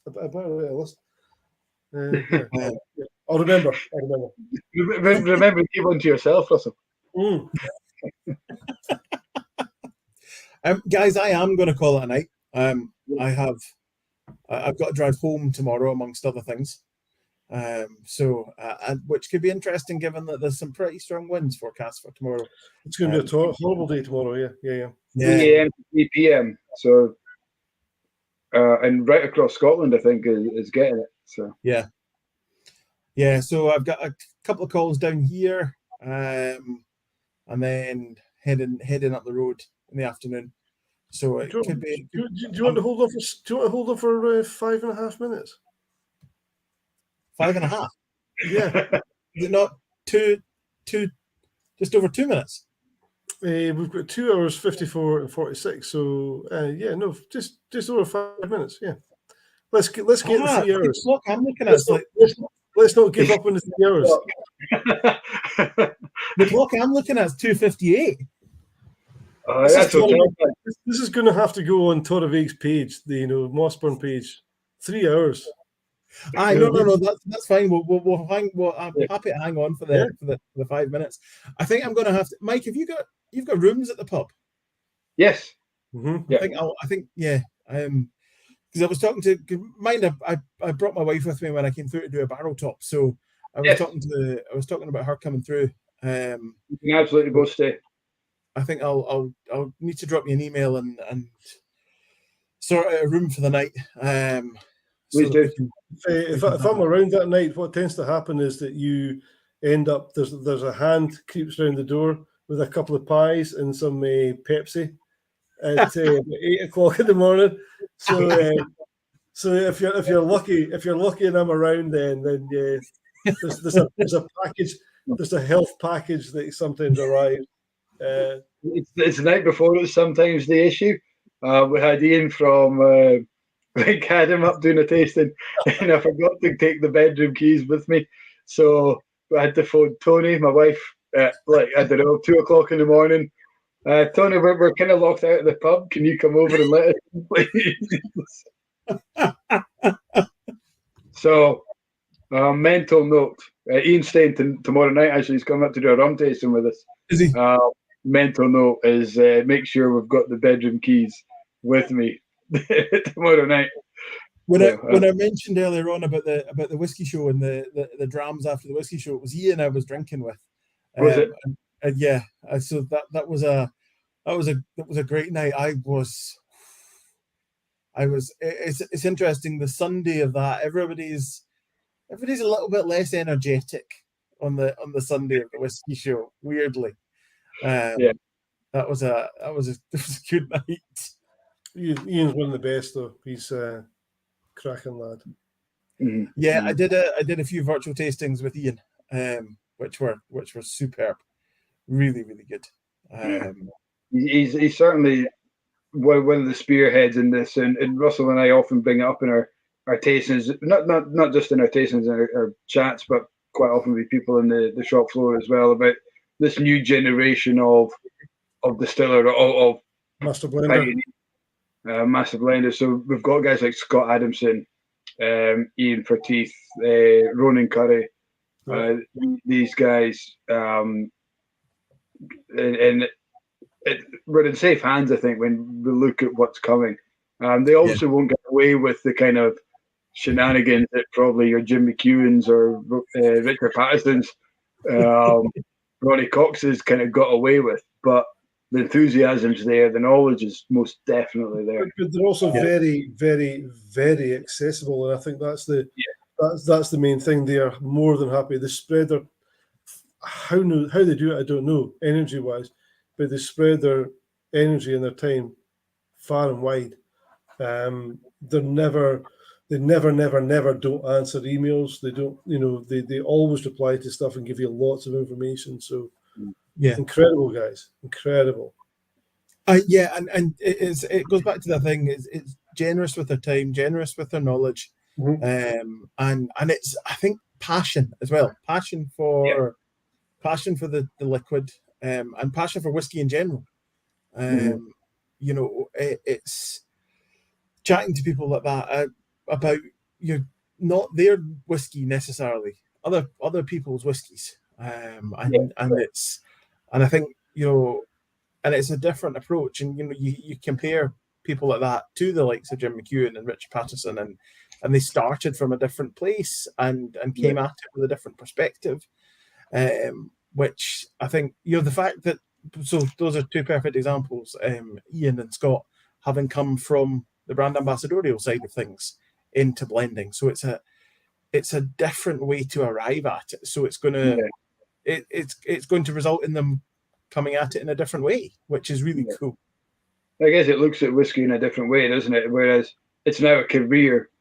That brand ambassadorial, that even the visitor centre, like yourself, you started in visitor centre with a goal of being a brand ambassador, maybe perhaps with a goal of getting into that distilling or production side of it. Whereas, I don't know, maybe 10, 15, 20 years ago, a visitor centre job was maybe a summer job or something where you would kind of do in your holidays or something. There's very much a career path in whiskey now that can really push you on to do that, which I think is phenomenal. And you have to know your stuff as well. You absolutely have to know your stuff, because you're sitting doing a tasting and you give out some information. You can almost feel the phones coming out saying, actually, Google says that's not true. So brand ambassadors, hosts for the tasting, they're absolutely scrutinized like nothing before. And I think the other thing which is really valuable for all of us doing this is knowing the rest of the whiskey market, because so often you've got people saying, "Oh, this reminds me of a such and such, but it's a bit more, fruity, or it's a bit more savoury," and if you don't, and it's really hard to, you can easily just go, "Oh yeah, I know what you mean," and but if you've not got that understanding of the rest of the whiskey market, it makes it so much harder. And it was something which I always found really useful in the visitor centre, when somebody would come in and say, "Oh, well, I normally drink this, or I drink that, and I drink this." And it's like, okay, well, this is probably the one for you, or this is the one for you. And obviously you guys will, that's your life more or less in the shop is, this is the whiskey I typically drink. Okay, well, you might like A, B, and C. But I think for brand ambassadors, that's a really valuable bit of knowledge to have, to be able to do that, to be able to put your whiskey in context of other whiskies as well. It's valuable. Stuart, from a brand ambassador point of view, you've nailed it. You are over the 3 hours, and we will be talking about you in dispatches, as they say.